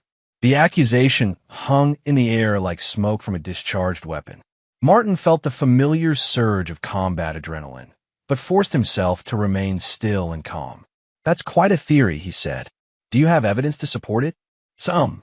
The surveillance photos show someone who moves like military personnel, someone familiar with tactical procedures and operational security.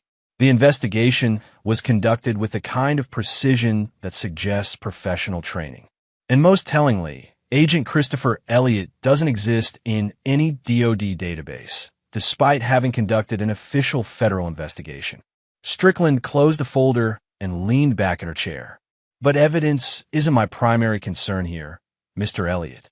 Results are. Martin raised an eyebrow. Results. Wayne Burns was a corrupt cop who deserved everything he got. Cheryl Kane was complicit in child abuse and insurance fraud. Both of them received appropriate consequences for their actions. A little girl who was being systematically destroyed is now safe and thriving. From the FBI's perspective, that's a remarkably positive outcome. The conversation had taken an unexpected turn, and Martin found himself reassessing Agent Strickland's motivations. I'm not sure I understand your position. My position is that sometimes the system fails people who deserve better.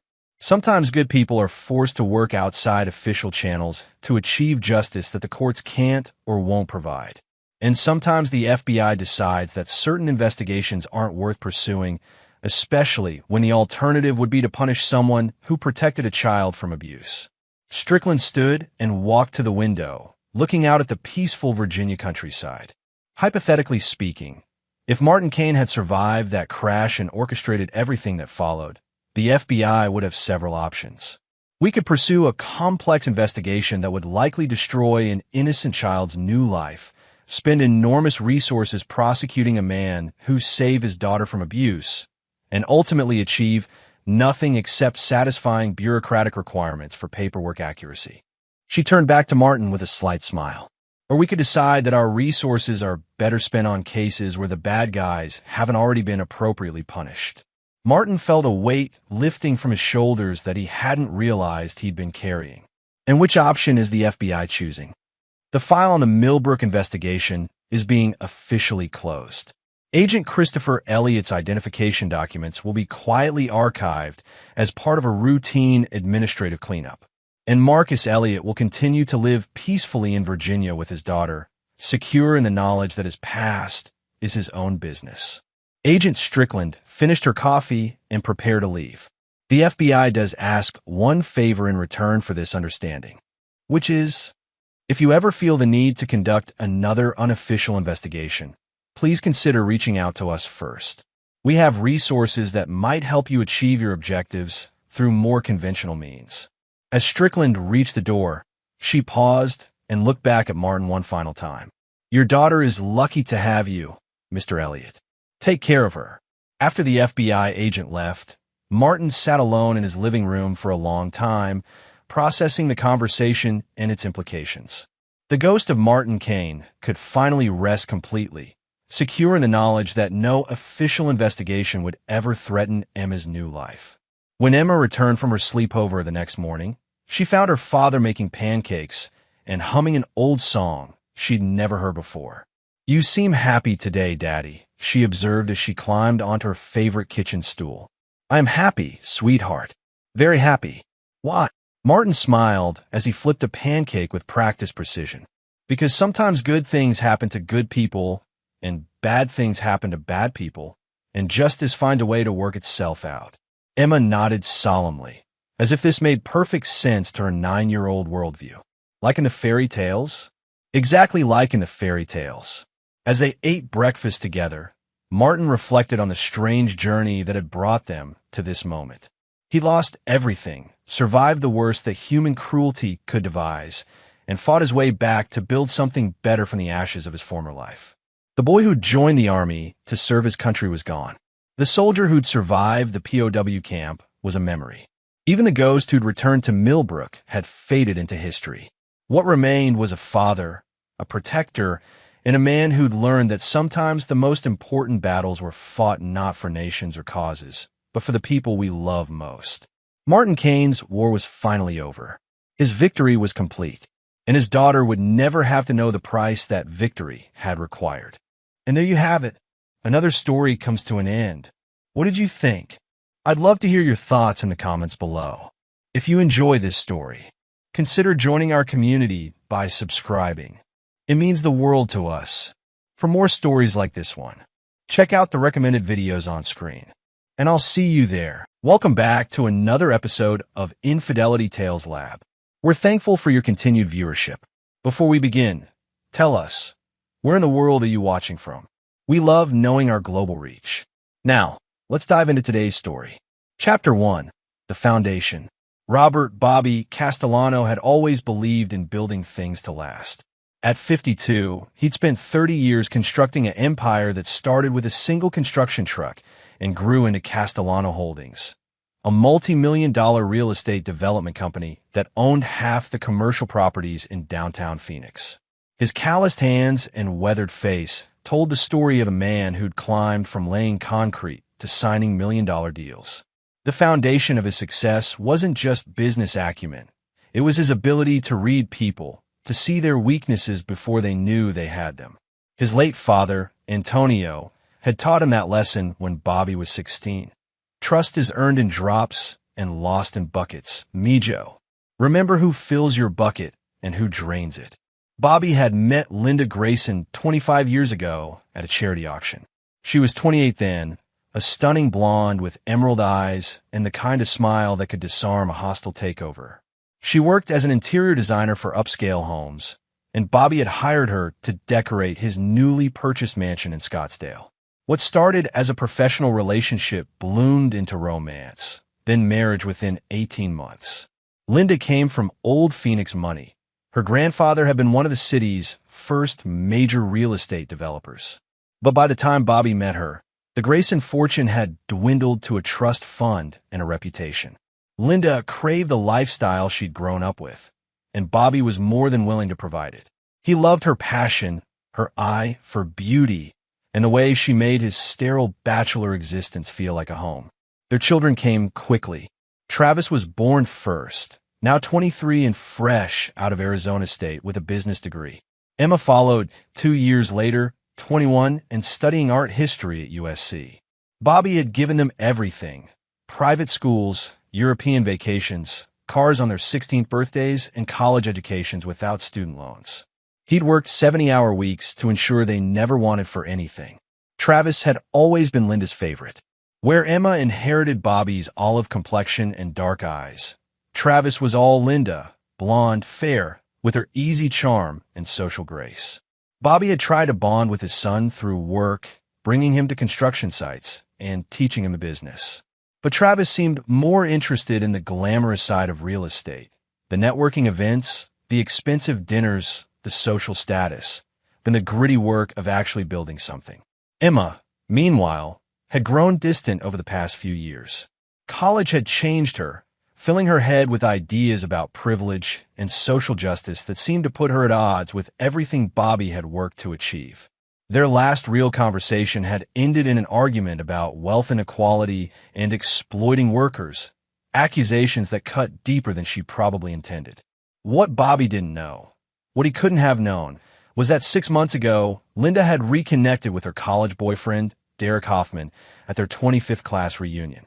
Derek was now a successful plastic surgeon in Beverly Hills, recently divorced from his own wealthy wife.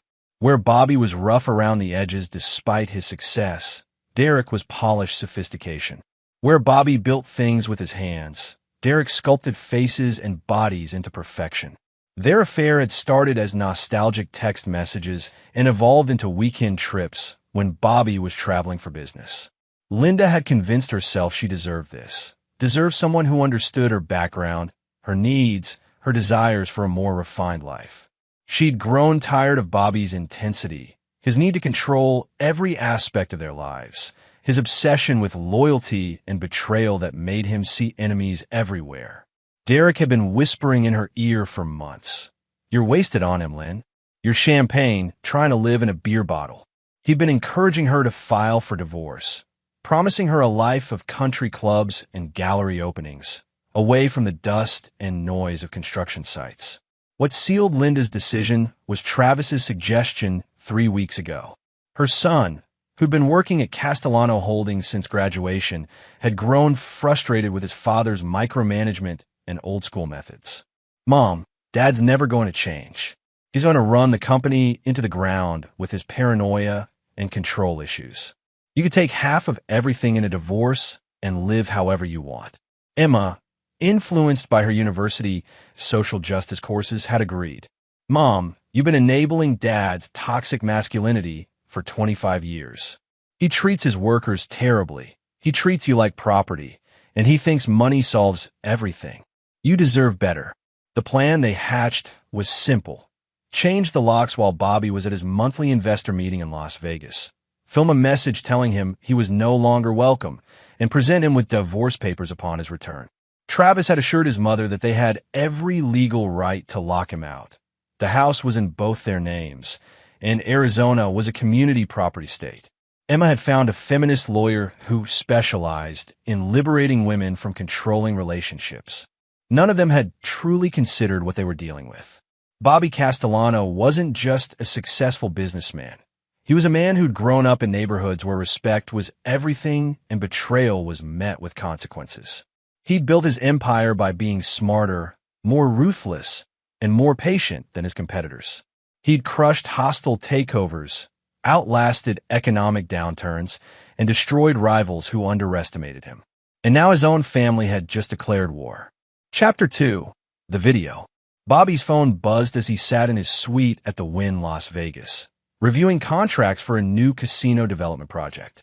The investor meeting had gone better than expected. 3 new partners had signed on, bringing the project's funding to nearly 8 figures. He was calculating profit margins when he saw the text from Linda. "Watch this. We need to talk when you get home." The video opened with Linda standing in their living room, flanked by Travis and Emma. All three were dressed formally, as if this were a business presentation rather than a family message. Linda's voice was steady, rehearsed. "Bobby, we've changed all the locks. You don't have a home anymore. Your belongings will be packed and placed in storage.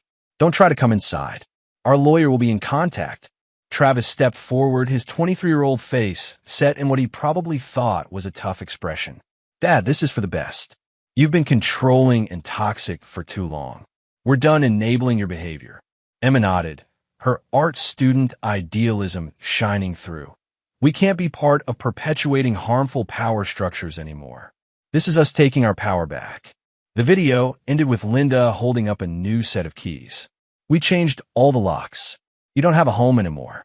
Bobby watched the video 3 times, his expression never changing. Then he set the phone down, poured himself 3 fingers of bourbon, and began to laugh. It started as a chuckle, then built into something that would have chilled his family had they been there to hear it. He picked up his phone and typed a response. "How funny. How brave you think you are, haha." What his family didn't know, what they couldn't have known, was that Bobby Castellano had been preparing for betrayal his entire adult life. Growing up in a neighborhood where family businesses were destroyed by jealous relatives and successful men were brought down by their own blood, he'd learned early to protect himself from every possible threat. The house they'd locked him out of? Legally, it belonged to a shell company Bobby had created 15 years ago, with Linda listed as a beneficiary but not an owner. The cars they drove, the credit cards they used, the bank accounts they accessed, all tied to the business in ways his family had never bothered to understand. Travis thought he understood the company because he'd worked there for 6 months, but Bobby had made sure his son only saw what he wanted him to see. The real assets, the offshore accounts, the web of companies and trusts that protected Bobby's wealth. Those are known only to Bobby and his lawyer, a shark named Felix Rodriguez who'd been handling Bobby's affairs for 20 years. Bobby had built his life like he built his buildings, with multiple layers of protection, redundant systems, and the ability to withstand any assault. His family had just launched an attack against what they thought was his foundation, never realizing they were only scratching the surface. He finished his bourbon and made 3 phone calls. The first was to Felix Rodriguez. They made their move. Initiate Protocol 7. The second was to Marcus Chun, his head of security at Castellano Holdings. Marcus was a former Marine who'd served 2 tours in Afghanistan before Bobby hired him away from a private military contractor. "I need a full background workup on Dr. Derek Hoffman, Beverly Hills plastic surgeon. Everything. Financial, personal, professional. I want to know what he ate for breakfast and who he ate it with." The third call was to his accountant, Patricia Walsh. "Patty, it's Bobby. I need you to freeze all personal accounts effective immediately. Family emergency. Transfer everything to the secure holdings we discussed." Yes, everything. By the time Bobby boarded his private jet the next morning, the war had already begun. His family just didn't know it yet. The flight from Vegas to Phoenix gave Bobby 2 hours to plan.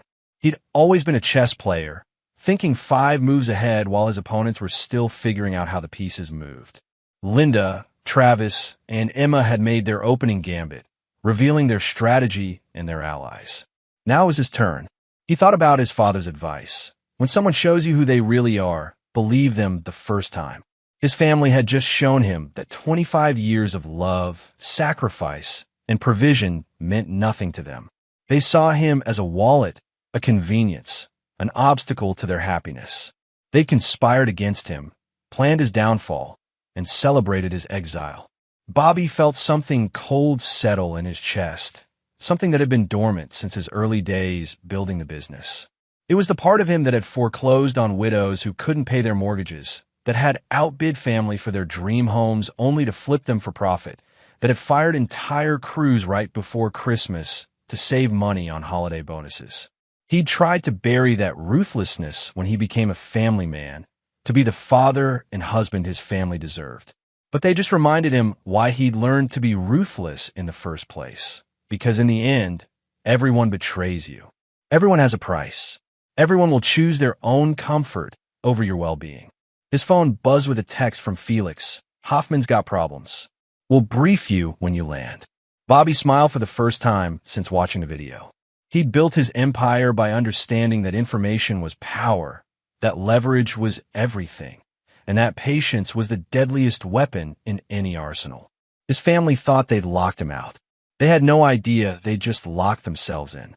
Chapter 3. The Lawyer's Call.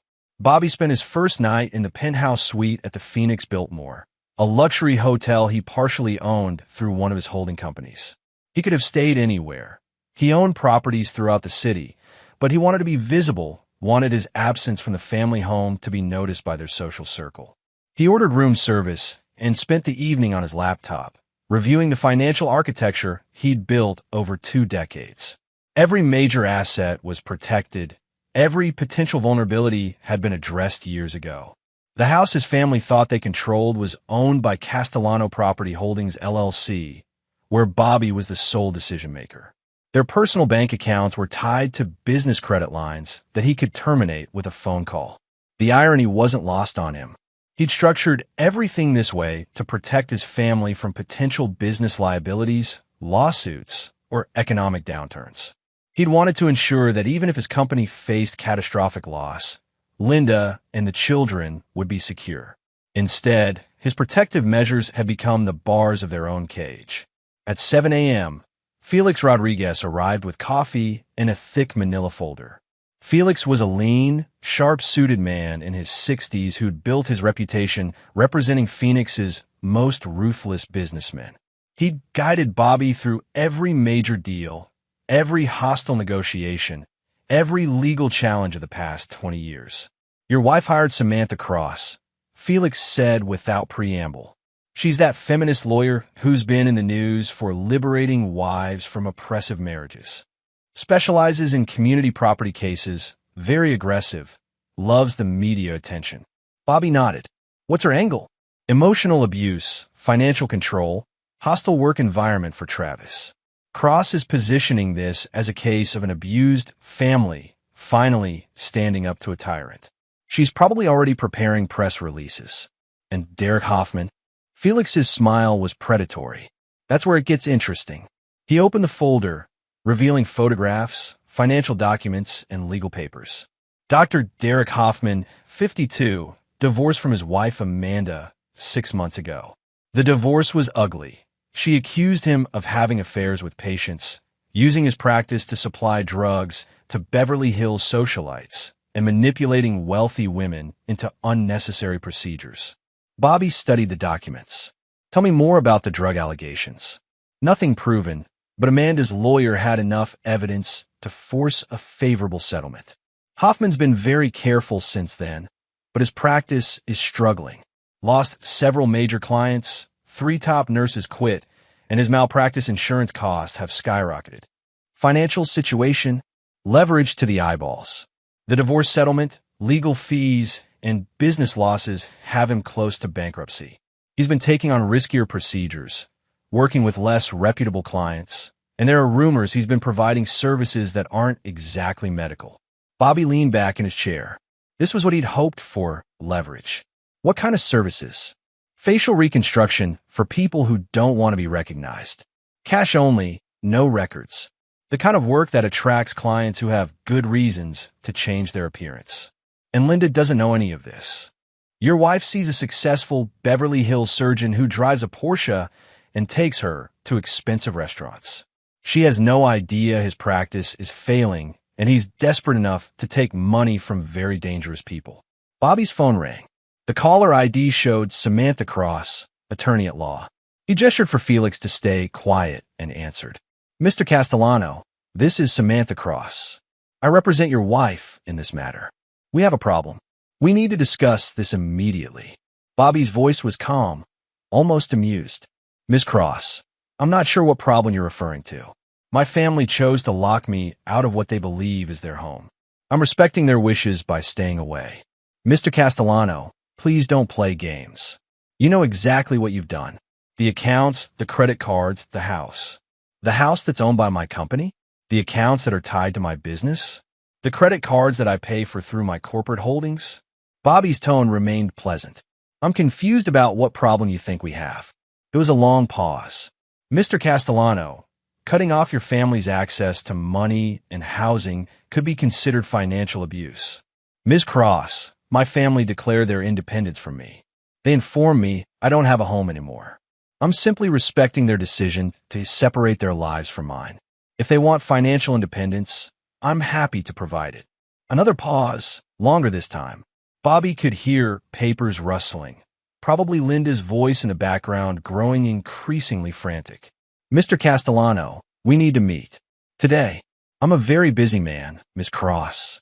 But I'll make time for you at 3 p.m. My office at Castellano Holdings. He hung up before she could respond. Felix was grinning. They didn't expect this. They thought I was just another controlling husband who'd panic when threatened with divorce. They have no idea what they're dealing with. Bobby stood and walked to the window, looking out over the Phoenix skyline.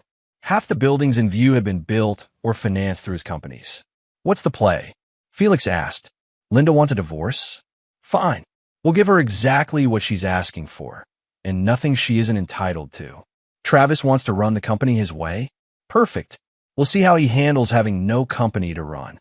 Emma thinks I'm a toxic patriarch exploiting workers? Excellent. She can learn about exploitation firsthand. And Hoffman. Bobby turned back to Felix, and for a moment, the lawyer saw something in his client's eyes that made him glad they were on the same side. Derek Hoffman thinks he can steal my wife and destroy my family. He's about to learn that some men are too dangerous to cross. What do you need from me? File a countersuit. Alienation of affection against Hoffman, parental alienation against Linda for turning the children against me, and breach of fiduciary duty against Travis for his actions while employed by my company. Make it public, make it ugly, and make sure the media knows exactly what kind of man Linda left me for. Felix made notes. The alienation of affection case will require evidence of the affair. I'll have that by tonight. Marcus is already on it. And the financial aspects. Linda's entitled to half of our marital assets. The house we bought together, the savings we accumulated during marriage, her jewelry, and personal effects. She's welcome to all of it. Bobby's smile was cold. Of course, she'll also be responsible for half of our marital debts, which includes several business loans I've personally guaranteed. Funny how those loans were completely worthless before yesterday, but now that we're divorcing, they've become quite pressing obligations. Felix understood immediately. How pressing? Let's say my wife's half of our marital debts will be approximately $12 million. Give or take. And Travis? Travis is no longer employed by any of my companies. His company car has been repossessed, his corporate credit cards canceled, and his access to our properties revoked. If he wants to run a business, he's welcome to start his own. Emma. Her college tuition was paid through a trust fund that terminates if she shows conduct detrimental to family unity. I'd say participating in a conspiracy to lock me out of my own home qualifies. Felix gathered his papers. I'll have everything filed by end of business today. But Bobby, are you sure you want to go this route? Once we escalate like this, there's no going back. Bobby thought about the video, about 25 years of marriage, ending with his wife holding up new keys like trophies. He thought about his son's smug face, his daughter's righteous expression, their complete certainty that he would simply accept their betrayal. Felix, my family just taught me that love is conditional, loyalty is temporary, and family is just a word people use until they find something better. They want to see who Bobby Castellano really is when you strip away the husband and father. He straightened his tie and picked up his jacket. Let's show them. Chapter 4. The Investigation. By noon, Marcus Chun had delivered what Bobby needed. The former Marine's efficiency was one of the reasons Bobby paid him 6 figures to handle security for Castellano Holdings. The manila envelope Marcus handed him contained enough evidence to end Derek Hoffman's career and send him to prison.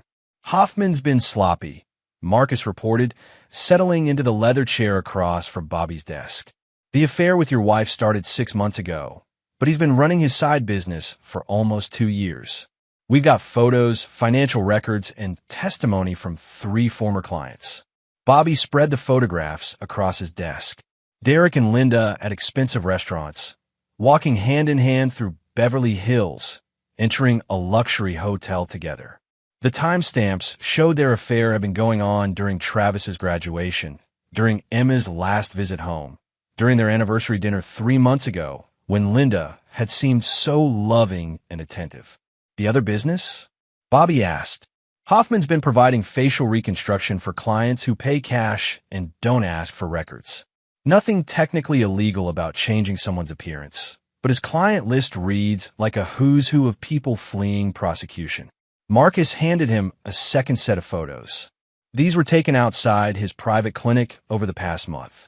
Bobby recognized 2 faces from FBI wanted posters, another from a news report about embezzlement charges. He's desperate. Gets worse. His ex-wife was right about the drug allegations.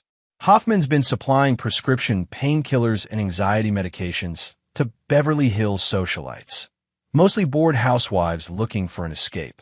We've got video of transactions, records of prescriptions that don't match medical files, and a paper trail showing he's been buying medication from questionable sources.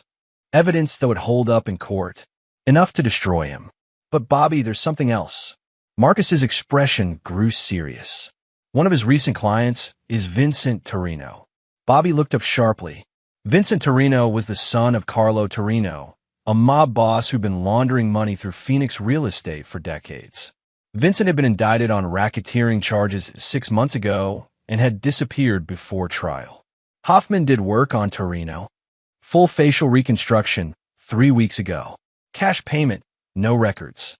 If the FBI connects Hoffman to Torino's disappearance, your wife's boyfriend is looking at accessory charges for aiding a fugitive. Bobby leaned back in his chair, processing the implications. This was better than he'd hoped.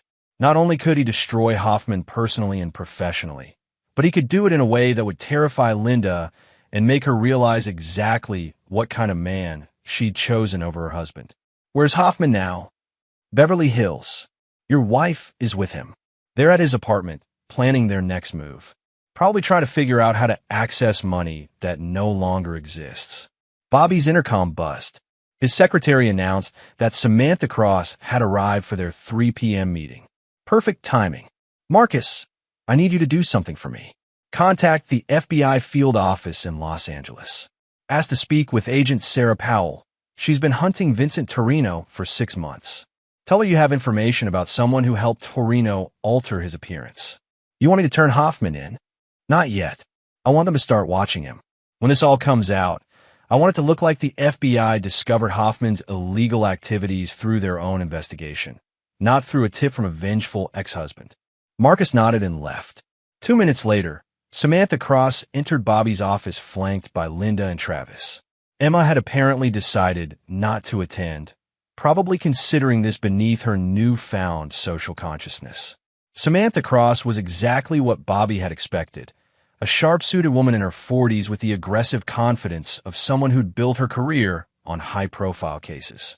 Linda looked nervous, her usual composure cracking as she avoided Bobby's eyes. Travis appeared sullen and defiant, apparently still believing he held some kind of advantage. Mr. Castellano, Cross began, we need to discuss a reasonable resolution to this situation. Your actions in cutting off your family's access to funds and housing are legally questionable and morally reprehensible. Bobby gestured for them to sit. Ms. Cross, I'm confused. My understanding is that my family has chosen to separate from me. They've locked me out of what they believe is their home and informed me that I'm no longer welcome in their lives. I'm simply respecting their decision. Dad, don't be ridiculous, Travis interrupted. You can't just cut us off completely. We have rights. Bobby looked at his son with mild interest. Rights? Travis, you're 23 years old. You have the right to food, shelter, and clothing that you provide for yourself. You have a right to employment that you earn through your own efforts. You have the right to housing that you pay for with your own money. I'm not sure what other rights you think you're entitled to. Linda finally spoke, her voice shaky. Bobby, this is insane. We can't access our bank accounts, the credit cards aren't working, and you've locked us out of everything. This isn't what we wanted. Linda, this is exactly what you wanted. You wanted independence from me. You wanted me out of your life. You wanted to make your own decisions without my input. Bobby's voice remained calm, professional. I'm giving you exactly what you asked for. Cross leaned forward. Mr. Castellano, marital assets belong to both spouses. You can't simply appropriate everything because you're angry. Ms. Cross, I haven't appropriated anything. Every asset my wife believes she has access to is either owned by my company or secured by business loans that I've personally guaranteed. As of yesterday, when my family declared their independence, those personal guarantees became individual debts. He slid a document across the desk. This is a financial statement prepared by my accountant. It shows our current marital assets and debts. As you can see, we have approximately $800,000 in assets and $14 million in debts. Cross studied the document, her confidence wavering. These business loans were personally guaranteed by both myself and my wife when we obtained them. That's standard practice for family-owned businesses. Linda signed every document, understanding that we were both equally responsible for repayment. Linda's face went white. Bobby, those loans were for business purposes. The bank told us they were just formalities. The bank told us that business assets would secure the loans as long as the business remained profitable. Unfortunately, as of this morning, Castellano Holdings has experienced significant financial difficulties that make loan repayment uncertain. Travis was beginning to understand. What kind of financial difficulties? Bobby smiled. Well, Travis, it turns out that when your most experienced project manager, your head of security, and your financial oversight team all resign on the same day, potential investors get nervous. Several major contracts have been suspended pending review, and our insurance carriers are questioning their coverage. Very unfortunate timing. You can't destroy your own company out of spite, Cross said. I'm not destroying anything, Ms. Cross. I'm simply adjusting our business model in response to changing family circumstances. These things happen in family businesses when family members choose to pursue independent paths. Linda stood abruptly. Bobby, stop this. Please, we can work this out. Linda, I'm giving you exactly what you said you wanted. A divorce, independence, freedom from my control. Ms. Cross specializes in liberating women from oppressive marriages. She should be thrilled with how cooperative I'm being. Cross gathered her papers. Mr. Castellano, this isn't over. We'll be filing for emergency relief, claiming financial abuse and manipulation. Ms. Cross, you're welcome to file whatever you'd like. I'm sure the court will be very interested in reviewing the circumstances that led to this situation, including the reasons why my wife suddenly decided she needed independence. He slid another document across the desk. These are the divorce papers I'll be filing tomorrow. As you can see, I'm claiming adultery as grounds and seeking full custody of our minor children. Emma's 21, but still financially dependent and attending college on funds provided by me. Funds that were contingent on maintaining family unity. Linda sank back into her chair. Bobby, you can't do this to Emma. She's just a kid. She's an adult who chose to participate in a conspiracy against her father. Actions have consequences, Linda. I thought I'd taught our children that lesson, but apparently they need a refresher course. As Cross and Travis helped to shaken Linda from the office, Bobby called after them. Oh, and Linda? You might want to ask Derek about his recent business ventures. I think you'll find them very enlightening. Chapter 5, The Trap. That evening, Bobby sat in his penthouse suite reviewing the financial reports Marcus had compiled on Derek Hoffman. The plastic surgeon's desperation was even worse than they'd initially discovered. He owed nearly $2 million to various creditors. His malpractice insurance had been canceled, and he was facing investigation by the California Medical Board for unethical practices. The most interesting detail was a loan Hoffman had taken from a private lender 6 months ago, a man named Anthony Marcelli who had connections to organized crime families in Los Angeles. The loan was for $500,000 at 30% interest, with payment due in full within 1 year. Hoffman had 4 months left to repay $650,000, money he clearly didn't have. Bobby's phone rang. Linda's number appeared on the screen. Hello, Linda. Bobby, we need to talk. Please. This has gone too far. Her voice was strained, exhausted. I'm listening. Can we meet? Somewhere private? I want to discuss. I want to work something out. Linda, you've made your position very clear. You want a divorce, you want independence, and you want me out of your life. I'm respecting your wishes. Bobby, please. I know about Derek's problems. I know about his practice, his debts, everything. I made a mistake. Bobby felt a surge of satisfaction. His information had reached her faster than expected. What kind of mistake? I was lonely, Bobby. You work so much, you're so focused on business, and I felt like I didn't matter anymore. Derek made me feel young again, special again. But I never meant for it to go this far. How far did you mean for it to go? A long pause. I never meant to hurt you. I never wanted a divorce. I wanted you to notice me again. Bobby walked to the window, looking out at the city lights. 25 years of marriage, and his wife had orchestrated an elaborate betrayal because she felt neglected. So, this was all a performance? The locks, the video, the lawyer?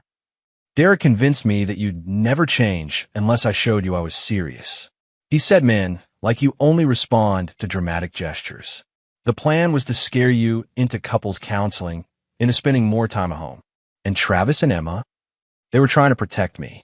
Derek told them stories about controlling husbands, about financial abuse. They thought they were helping me escape an oppressive situation. Bobby processed this information. His wife had been manipulated by a desperate man who saw her as his path to financial salvation. His children had been turned against him by someone who knew exactly which emotional buttons to push. It didn't excuse their betrayal, but it provided context. Linda, where are you now? At Derek's apartment. He's not the man I thought he was, Bobby. There are people calling, threatening him. He's scared, and now I'm scared too. What kind of people? I don't know. Men with accents, talking about money he owes. Bobby, I think I'm in danger. Bobby closed his eyes, feeling a familiar rage building. His wife had betrayed him, but she was still his wife, the mother of his children, and Derek Hoffman had put her in danger to save his own skin. Linda, listen to me carefully. Pack your things immediately. Leave Derek's apartment and go to the Biltmore. Check in under your maiden name. Don't tell anyone where you're going, not even Derek. Bobby, do it now. We'll talk tomorrow, but right now you need to be somewhere safe. After hanging up, Bobby called Marcus. Change of plans. Linda's in immediate danger. Hoffman's loan shark is probably making moves tonight. What do you want me to do? Keep eyes on Hoffman's apartment. If anyone approaches Linda, intervene. But Bobby, if Hoffman tries to leave with her, stop him. Understood. Bobby's next call was to Felix Rodriguez. Felix, I need you to prepare new documents. Full custody of both children, emergency restraining order against Derek Hoffman, and a motion to freeze all of Linda's assets pending investigation of her involvement in Hoffman's illegal activities. Are you sure about this, Bobby? If Linda's genuinely trying to come home. Felix, my wife spent 6 months planning my destruction. She turned my children against me, tried to steal my property, and put herself in danger with a criminal. Her change of heart now that she's scared doesn't erase what she did. And if she's genuinely remorseful? Bobby thought about the video message, about Travis's smug face, and Linda holding up those keys like trophies. Then she'll have the rest of her life to prove it. But she'll do it from a position where she can never hurt me or my children again. At midnight, Marcus called with an update. Linda left Hoffman's apartment an hour ago. She's at the Biltmore under the name Grayson. But Bobby, you need to know, Hoffman followed her. He's in the lobby, trying to convince her to leave with him. Is she buying it? No. She told him she was done, that she wanted to work things out with you. He's not taking it well. Bobby felt something cold settle in his stomach. How not well? He's drunk, making scenes, talking about how much money he's invested in this relationship. Hotel security is watching him, but they haven't intervened yet. I'm on my way. Bobby drove through the empty Phoenix streets, his mind racing. Everything was falling into place exactly as he'd planned, but now Linda was genuinely in danger. Hoffman was desperate enough to work with criminals, unstable enough to stalk his ex-wife, and drunk enough to do something stupid. When Bobby arrived at the Biltmore, he found Hoffman in the hotel bar, disheveled, and ranting to anyone who would listen about ungrateful women and wasted opportunities. Linda was in her room, but hotel security reported that Hoffman had been asking questions about her, trying to find out her room number. Bobby approached the bar. "Derek." Hoffman turned, his eyes bloodshot and unfocused. "Bobby fucking Castellano, the great man himself." His words were slurred, his expensive suit wrinkled and stained. "We need to talk." "Talk? Your wife just destroyed my life, and you want to talk?" Bobby sat on the adjacent bar stool, signaling the bartender for 2 whiskeys. "Derek, let me explain something to you. 6 months ago, you had a failing practice, massive debts, and a reputation in ruins. My wife didn't destroy your life. You did that all by yourself. She was supposed to—" Hoffman stopped himself. "She was supposed to what? Bring her divorce settlement to help pay your debts? Fund your escape from the people you owe money to?" Bobby sipped his whiskey. "Tell me, Derek, what was the plan?" "Marry Linda, move to a non-extradition country, start fresh with her money." Hoffman's silence was answer enough. "The problem with your plan," Bobby continued, "is that you chose the wrong mark. Linda doesn't have any money. I do. And unlike your previous victims, I don't go down easy. What do you want?" Bobby set down his glass and looked directly at Hoffman. "I want you to disappear. Tonight. Leave Phoenix, leave California, leave Linda alone forever. Do that. And I might not share what I know about your business with the FBI. You don't know anything." Bobby pulled out his phone and showed Hoffman a photograph. Derek performing surgery on Vincent Torino. "The FBI has been looking for Torino for 6 months. They'd be very interested to know who helped him disappear." Hoffman's face went white. "You can't prove." "I don't have to prove anything. I just have to make one phone call, and Agent Powell will be very motivated to investigate your practice. Even if the charges don't stick, the investigation alone will destroy what's left of your reputation." Bobby stood and placed a business card on the bar. "You have until sunrise to leave town. If you're still here tomorrow, or if you ever contact my wife again, I'll make that call." "And Derek?" "The people you owe money to will be very unhappy when they learn the FBI is investigating you." As Bobby walked away, he heard Hoffman order another drink with shaking hands. By morning, the problem of Derek Hoffman would be resolved one way or another. Chapter 6. The Reckoning. Linda was waiting in Bobby's penthouse suite when he returned from the Biltmore. She sat on the leather sofa where they'd spent countless evenings together, looking smaller and more fragile than he'd seen her in years. Her designer clothes were wrinkled, her perfect makeup smeared, and her hands shook as she held a cup of coffee. "The hotel manager let you in?" Bobby asked, pouring himself a drink. "I told him I was your wife, which I guess I still am, technically." Bobby sat across from her, studying the woman he'd loved for 25 years. "For now, Bobby, I need you to know that I never meant for any of this to happen. Derek convinced me that you were controlling, that our marriage was unhealthy. He showed me articles about financial abuse, emotional manipulation. He made me believe that I was a victim, and you believed him because it was easier than admitting you were bored." Linda flinched. "That's not fair, isn't it?" "Linda, in 25 years of marriage, have I ever denied you anything? Have I ever controlled your spending, your friendships, your activities? Have I ever told you what to wear, where to go, who to see? No, but have I ever raised a hand to you, threatened you, isolated you from your family or friends? No, but you work all the time. You're obsessed with business, with making money, with building the company. I felt like I was married to a corporation, not a man." Bobby set down his drink. "I work because I love you, because I love our children. Every deal I close, every building I develop, every dollar I earn, it's all for this family. I wanted to give you the life you grew up with, the security you deserved. I know that now. But Bobby, I was lonely. I felt invisible in my own marriage. So you decided to destroy it."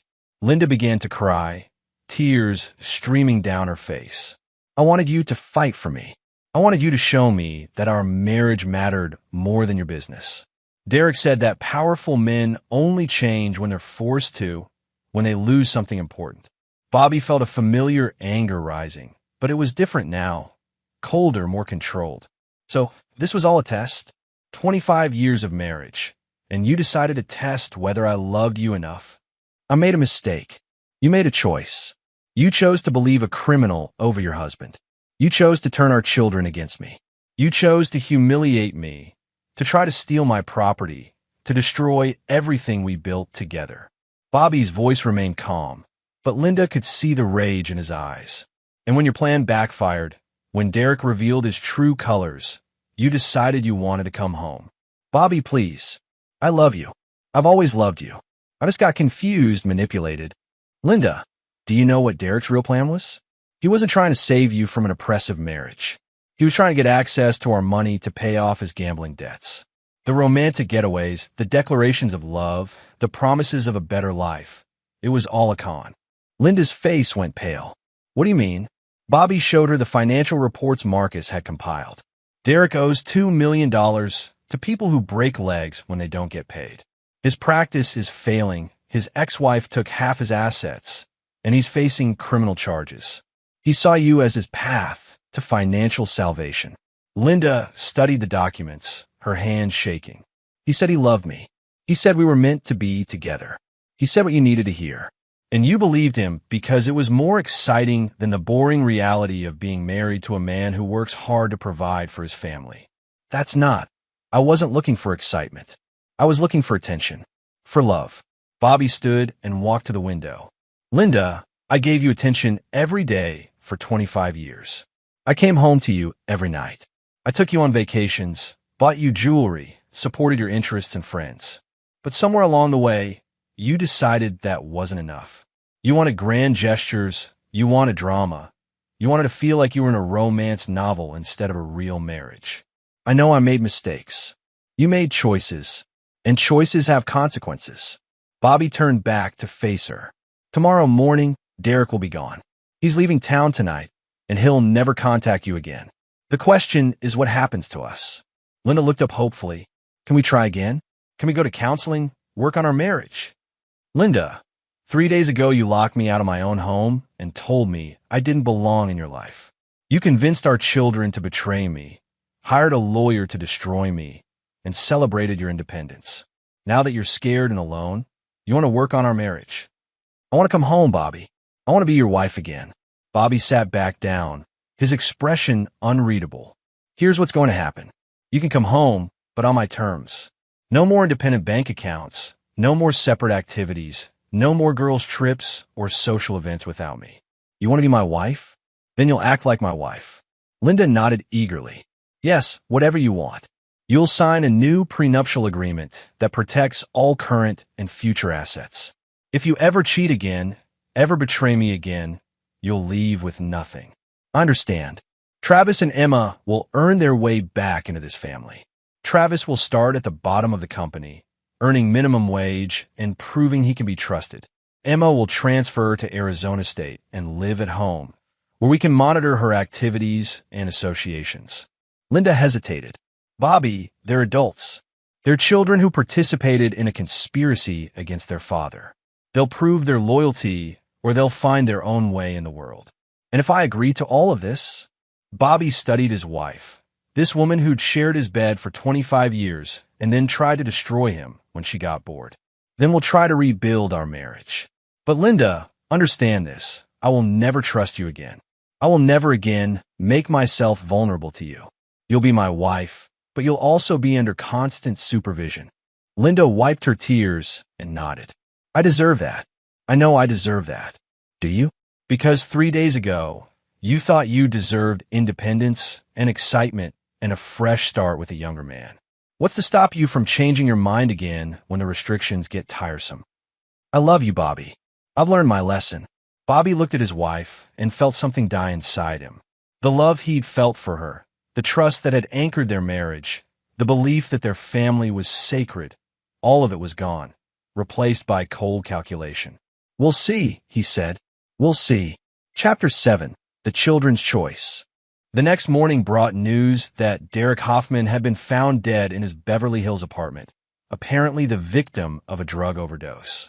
The police investigation would eventually reveal that he'd mixed prescription painkillers with alcohol, a combination that had proven fatal.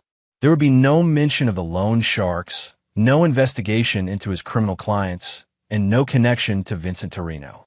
Bobby received the news with the same emotional detachment he'd shown when learning about a business competitor's bankruptcy. Derek Hoffman had been a problem that required solving, and now the problem was solved. Whether the solution had been suicide, accident, or something more deliberate was irrelevant. Linda took the news harder than Bobby had expected. Despite everything, she'd apparently developed genuine feelings for the man who'd manipulated her. She spent the morning crying, oscillating between grief and guilt, occasionally asking Bobby if he thought Derek's death was her fault. Derek made his own choices, Bobby told her. He chose to involve himself with dangerous people, chose to manipulate you, chose to put himself in an impossible situation. Whatever happened to him was the consequence of those choices. By afternoon, Travis and Emma had arrived at the penthouse suite, summoned by their mother's frantic phone calls about Derek's death and their father's ultimatum. Both looked shocked and subdued, their confidence from 3 days earlier completely evaporated. Emma spoke first, her voice small and uncertain. "Dad, we heard about Dr. Hoffman. Mom's really upset. Your mother will recover," Bobby replied. "The question is whether you two have learned anything from this experience." Travis shifted uncomfortably. "Dad, we made a mistake.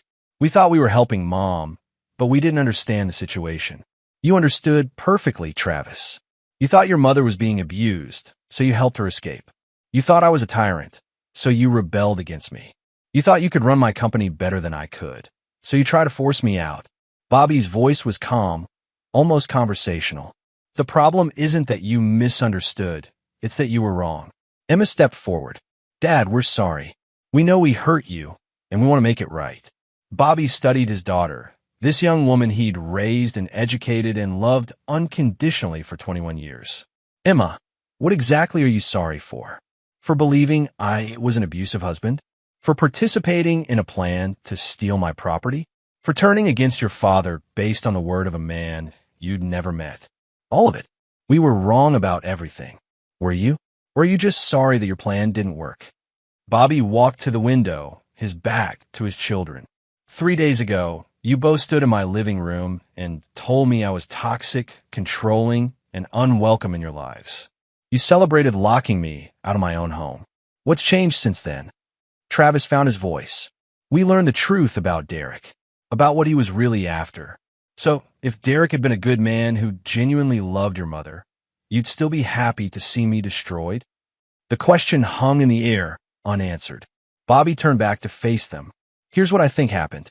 You both got caught up in your mother's midlife crisis and convinced yourselves you were heroes in a story about rescuing an oppressed woman from a terrible man. You never questioned whether the story was true because it made you feel important, righteous, superior. Dad, Travis, you've worked for my company for 6 months. In that time, have you ever seen me mistreat an employee? Have you ever witnessed me being abusive or controlling with anyone?" Travis looked down.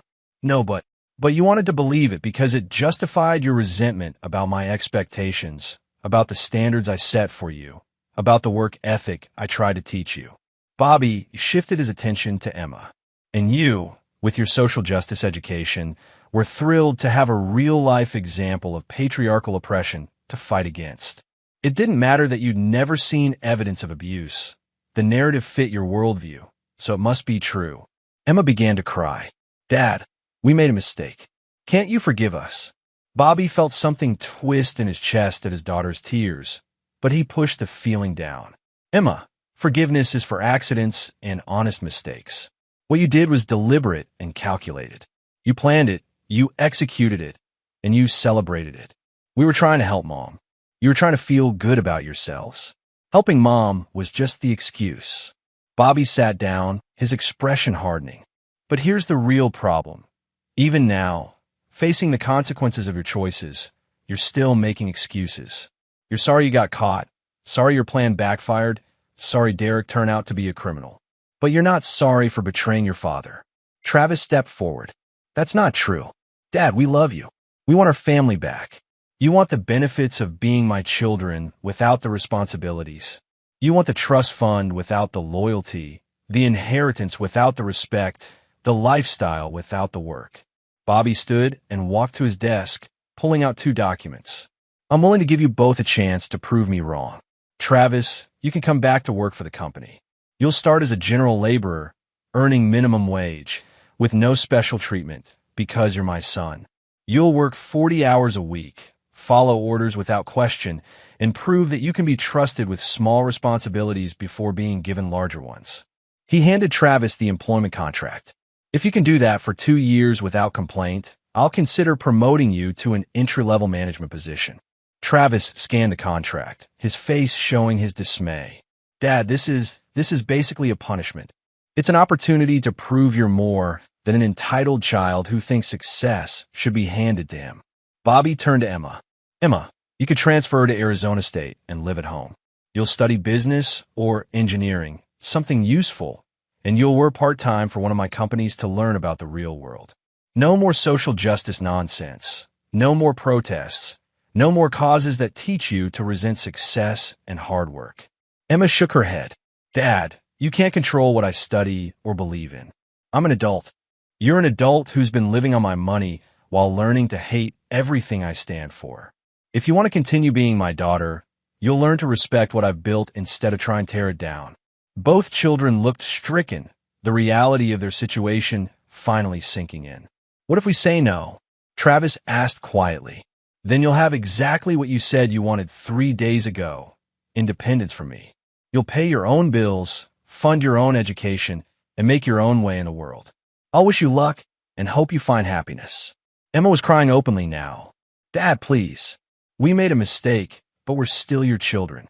Bobby felt the familiar rage building again, but kept his voice level. My children would never have betrayed me the way you did.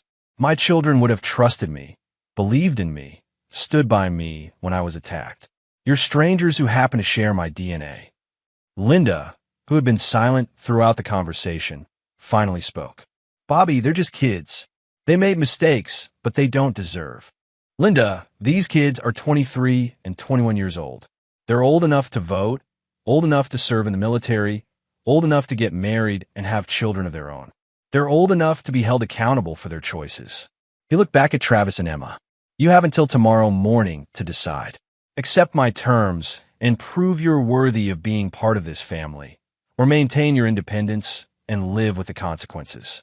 As his children left the penthouse, both looking shell-shocked and uncertain, Bobby felt no satisfaction in their pain.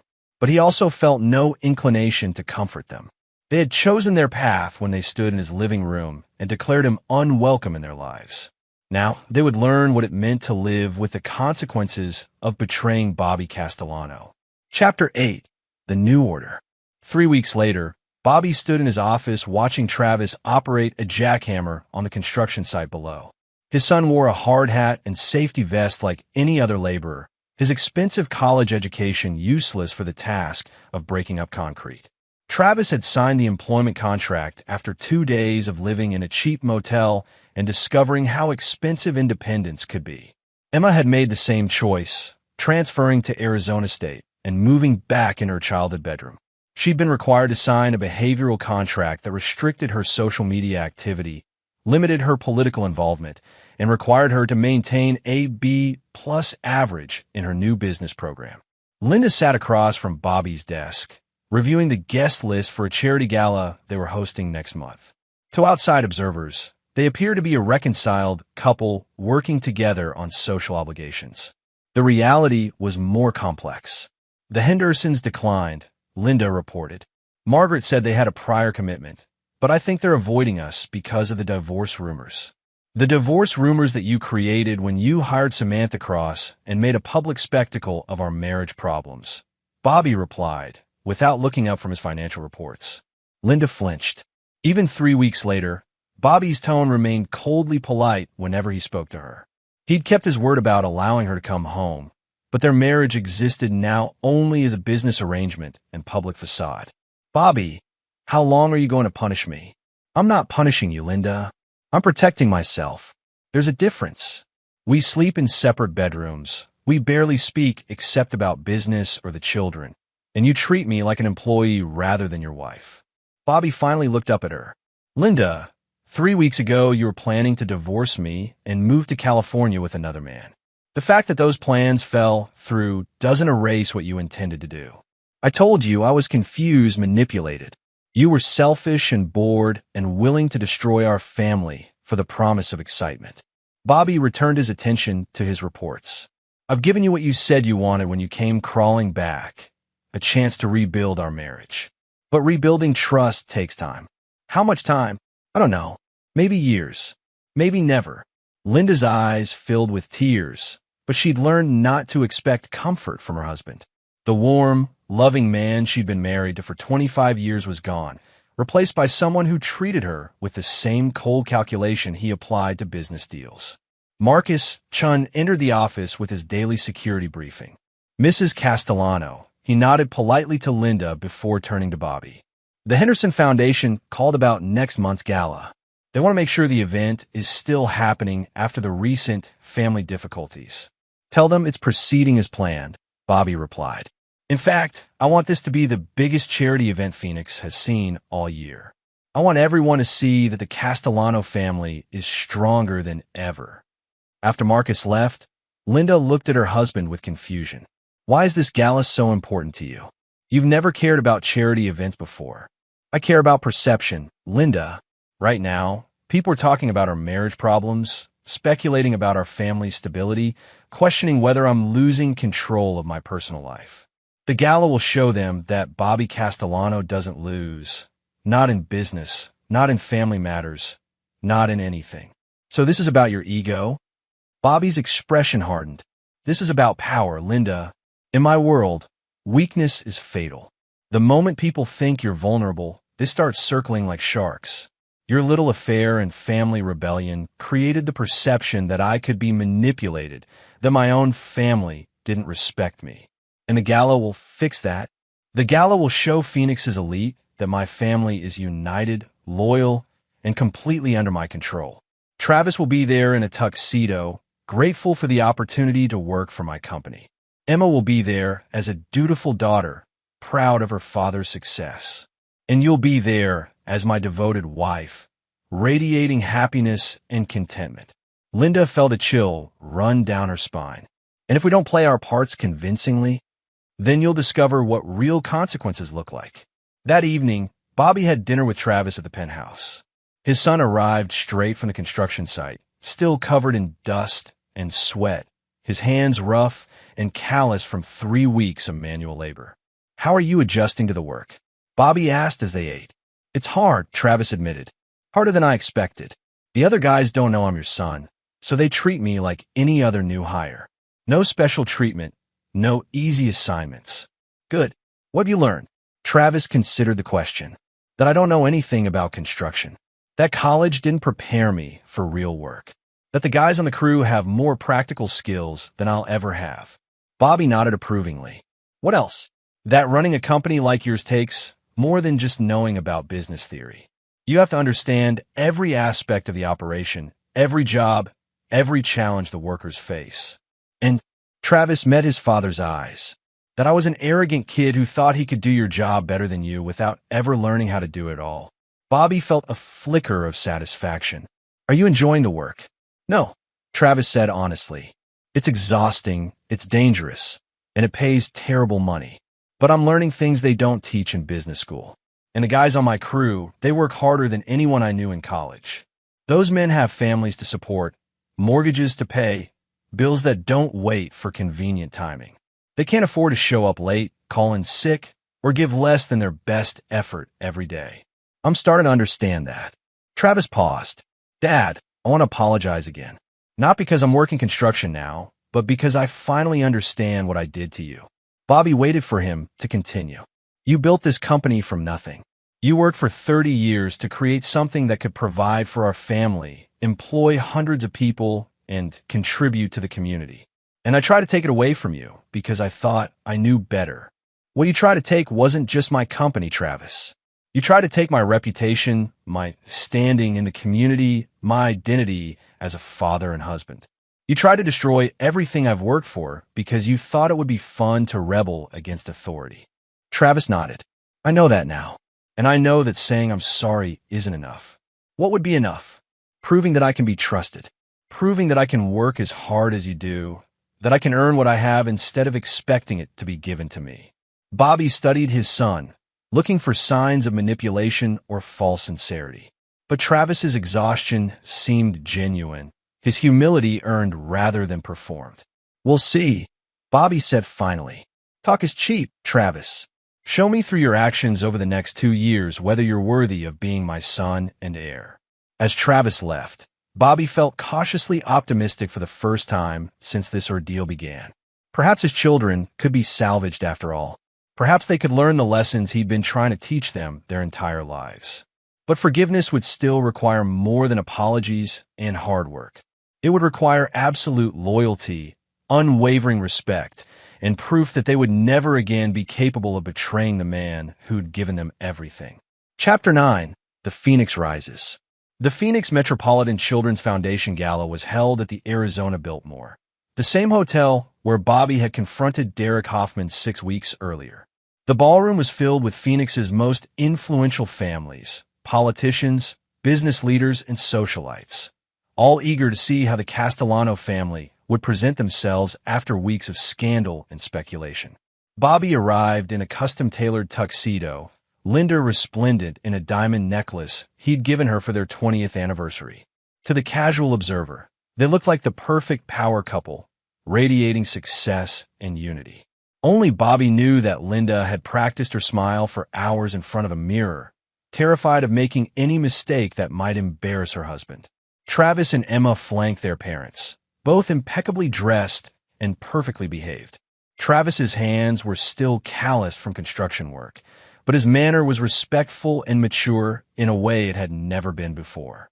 Emma had abandoned her college activist wardrobe for elegant designer wear, her radical political views carefully hidden beneath social pleasantries. The evening proceeded exactly as Bobby had orchestrated. He gave a speech about family values, community responsibility, and the importance of supporting Phoenix's most vulnerable children. The irony wasn't lost on him.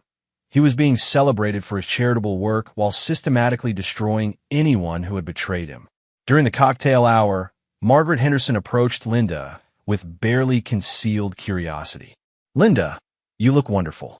I heard there were some difficulties recently." Linda's smile never wavered. "Just some family stress, Margaret. You know how it is when children reach adulthood and start making their own decisions. But we worked everything out. We're stronger than ever. And the rumors about divorce proceedings? Completely false. Bobby and I have been married for 25 years, and we plan to be married for 25 more." Linda's response was perfectly rehearsed, delivering exactly the message Bobby wanted circulated. Across the room, Bobby was engaged in a similar conversation with Frank Morrison, a competitor who'd been hoping to acquire some of Castellano Holdings' contracts during the family crisis. "Bobby, good to see you looking so well," Morrison said. "There was some concern in the business community about your personal situation." "My personal situation is perfect, Frank. My family is united, my business is thriving, and my future has never looked brighter." Bobby's smile was genuinely confident. "In fact, I'm announcing some major expansions next month. We're breaking ground on 3 new developments and acquiring 2 additional companies." Morrison's disappointment was visible. Like many of Bobby's competitors, he'd been hoping the family drama would create business opportunities. As the evening progressed, Bobby watched his family perform their roles flawlessly. Linda charmed potential clients and maintained perfect composure. Travis discussed his learning experience in construction work as if it had been his idea, describing how much he'd grown from working alongside the company's crews. Emma spoke eloquently about her business studies and her excitement about joining the family company after graduation. To everyone present, the Castellanos appeared to be the embodiment of family success and unity. The highlight of the evening came when Bobby was presented with the Foundation's Humanitarian Award, recognizing his contributions to children's charities throughout Phoenix. As he stood at the podium accepting the crystal sculpture, he looked out at the assembled crowd and felt a deep satisfaction. "This award belongs not just to me, but to my entire family," he said. "My wife, Linda, who has supported every charitable effort we've undertaken. My son, Travis, who is learning the value of hard work and community service. My daughter, Emma, who reminds us that the next generation will carry forward our commitment to helping others. The applause was thunderous. Several people later commented that they'd never seen the Castellano family look happier or more united. After the event, as they rode home in Bobby's Bentley, the family sat in silence. The performance was over and reality had returned. "Did I do okay?" Linda asked quietly. "You were perfect," Bobby replied. "Everyone there now believes our marriage is solid and our family is stronger than ever." Emma spoke from the back seat. "Dad, I know this was all for show, but it felt good to be part of family again, even if it's not real." Bobby caught her eyes in the rearview mirror. "Emma, it is real. It's just different than before. Before, you were children who took my love and support for granted. Now you're adults who understand that being part of this family requires effort, loyalty, and respect." Travis nodded. "Dad, I want you to know that tonight wasn't just an act for me. I am grateful for the opportunity to work for the company. I am proud to be your son, and I do want to earn my place in this family." Bobby felt something shift inside him. Not forgiveness, not yet, but perhaps the beginning of genuine hope. "Travis, actions speak louder than words. But you've made a good start." As they pulled into the driveway of their Scottsdale mansion, the same house where this crisis had begun 6 weeks earlier, Bobby reflected on how completely the situation had been resolved. Derek Hoffman was dead, his threat to the family eliminated permanently. Linda had been thoroughly humbled and brought back under Bobby's control, her independence revealed as the dangerous illusion it had always been. Travis and Emma were learning valuable lessons about loyalty, respect, and the consequences of betrayal. Most importantly, Bobby had demonstrated to everyone in Phoenix that he was not a man to be crossed, manipulated, or underestimated. His business competitors had learned that attacking him during perceived weakness would only make him stronger. His social peers had learned that the Castellano family was unshakable. His employees had learned that loyalty was rewarded and betrayal was punished. But the most important lesson had been taught to his own family. Bobby Castellano was not a man who forgave easily, who forgot betrayals, or who allowed second chances without demanding complete submission in return. As they entered the house, their house, the one he'd always owned despite their attempt to lock him out, Bobby looked at his wife and children and felt satisfied with the new order he'd established. Linda would never again mistake his love for weakness or his devotion for vulnerability. Travis and Emma would never again take their privileges for granted or believe they could challenge his authority without consequences. They were his family again, but on his terms, under his control, with full understanding of what happened to people who betrayed Bobby Castellano. In the end, he'd given them exactly what they'd claimed to want: independence. They'd learned its true cost and chosen to return to the safety of his protection and provision. But they would never again be naive enough to believe that safety came without a price, or that Bobby's love came without conditions. The foundation of their family had been rebuilt, stronger than before, but on bedrock rather than trust. And Bobby Castellano had proven, once again, that he was a man who always won in the end. And there you have it. Another story comes to an end. What did you think? I'd love to hear your thoughts in the comments below. If you enjoy this story, consider joining our community by subscribing. It means the world to us. For more stories like this one, check out the recommended videos on screen. And I'll see you there.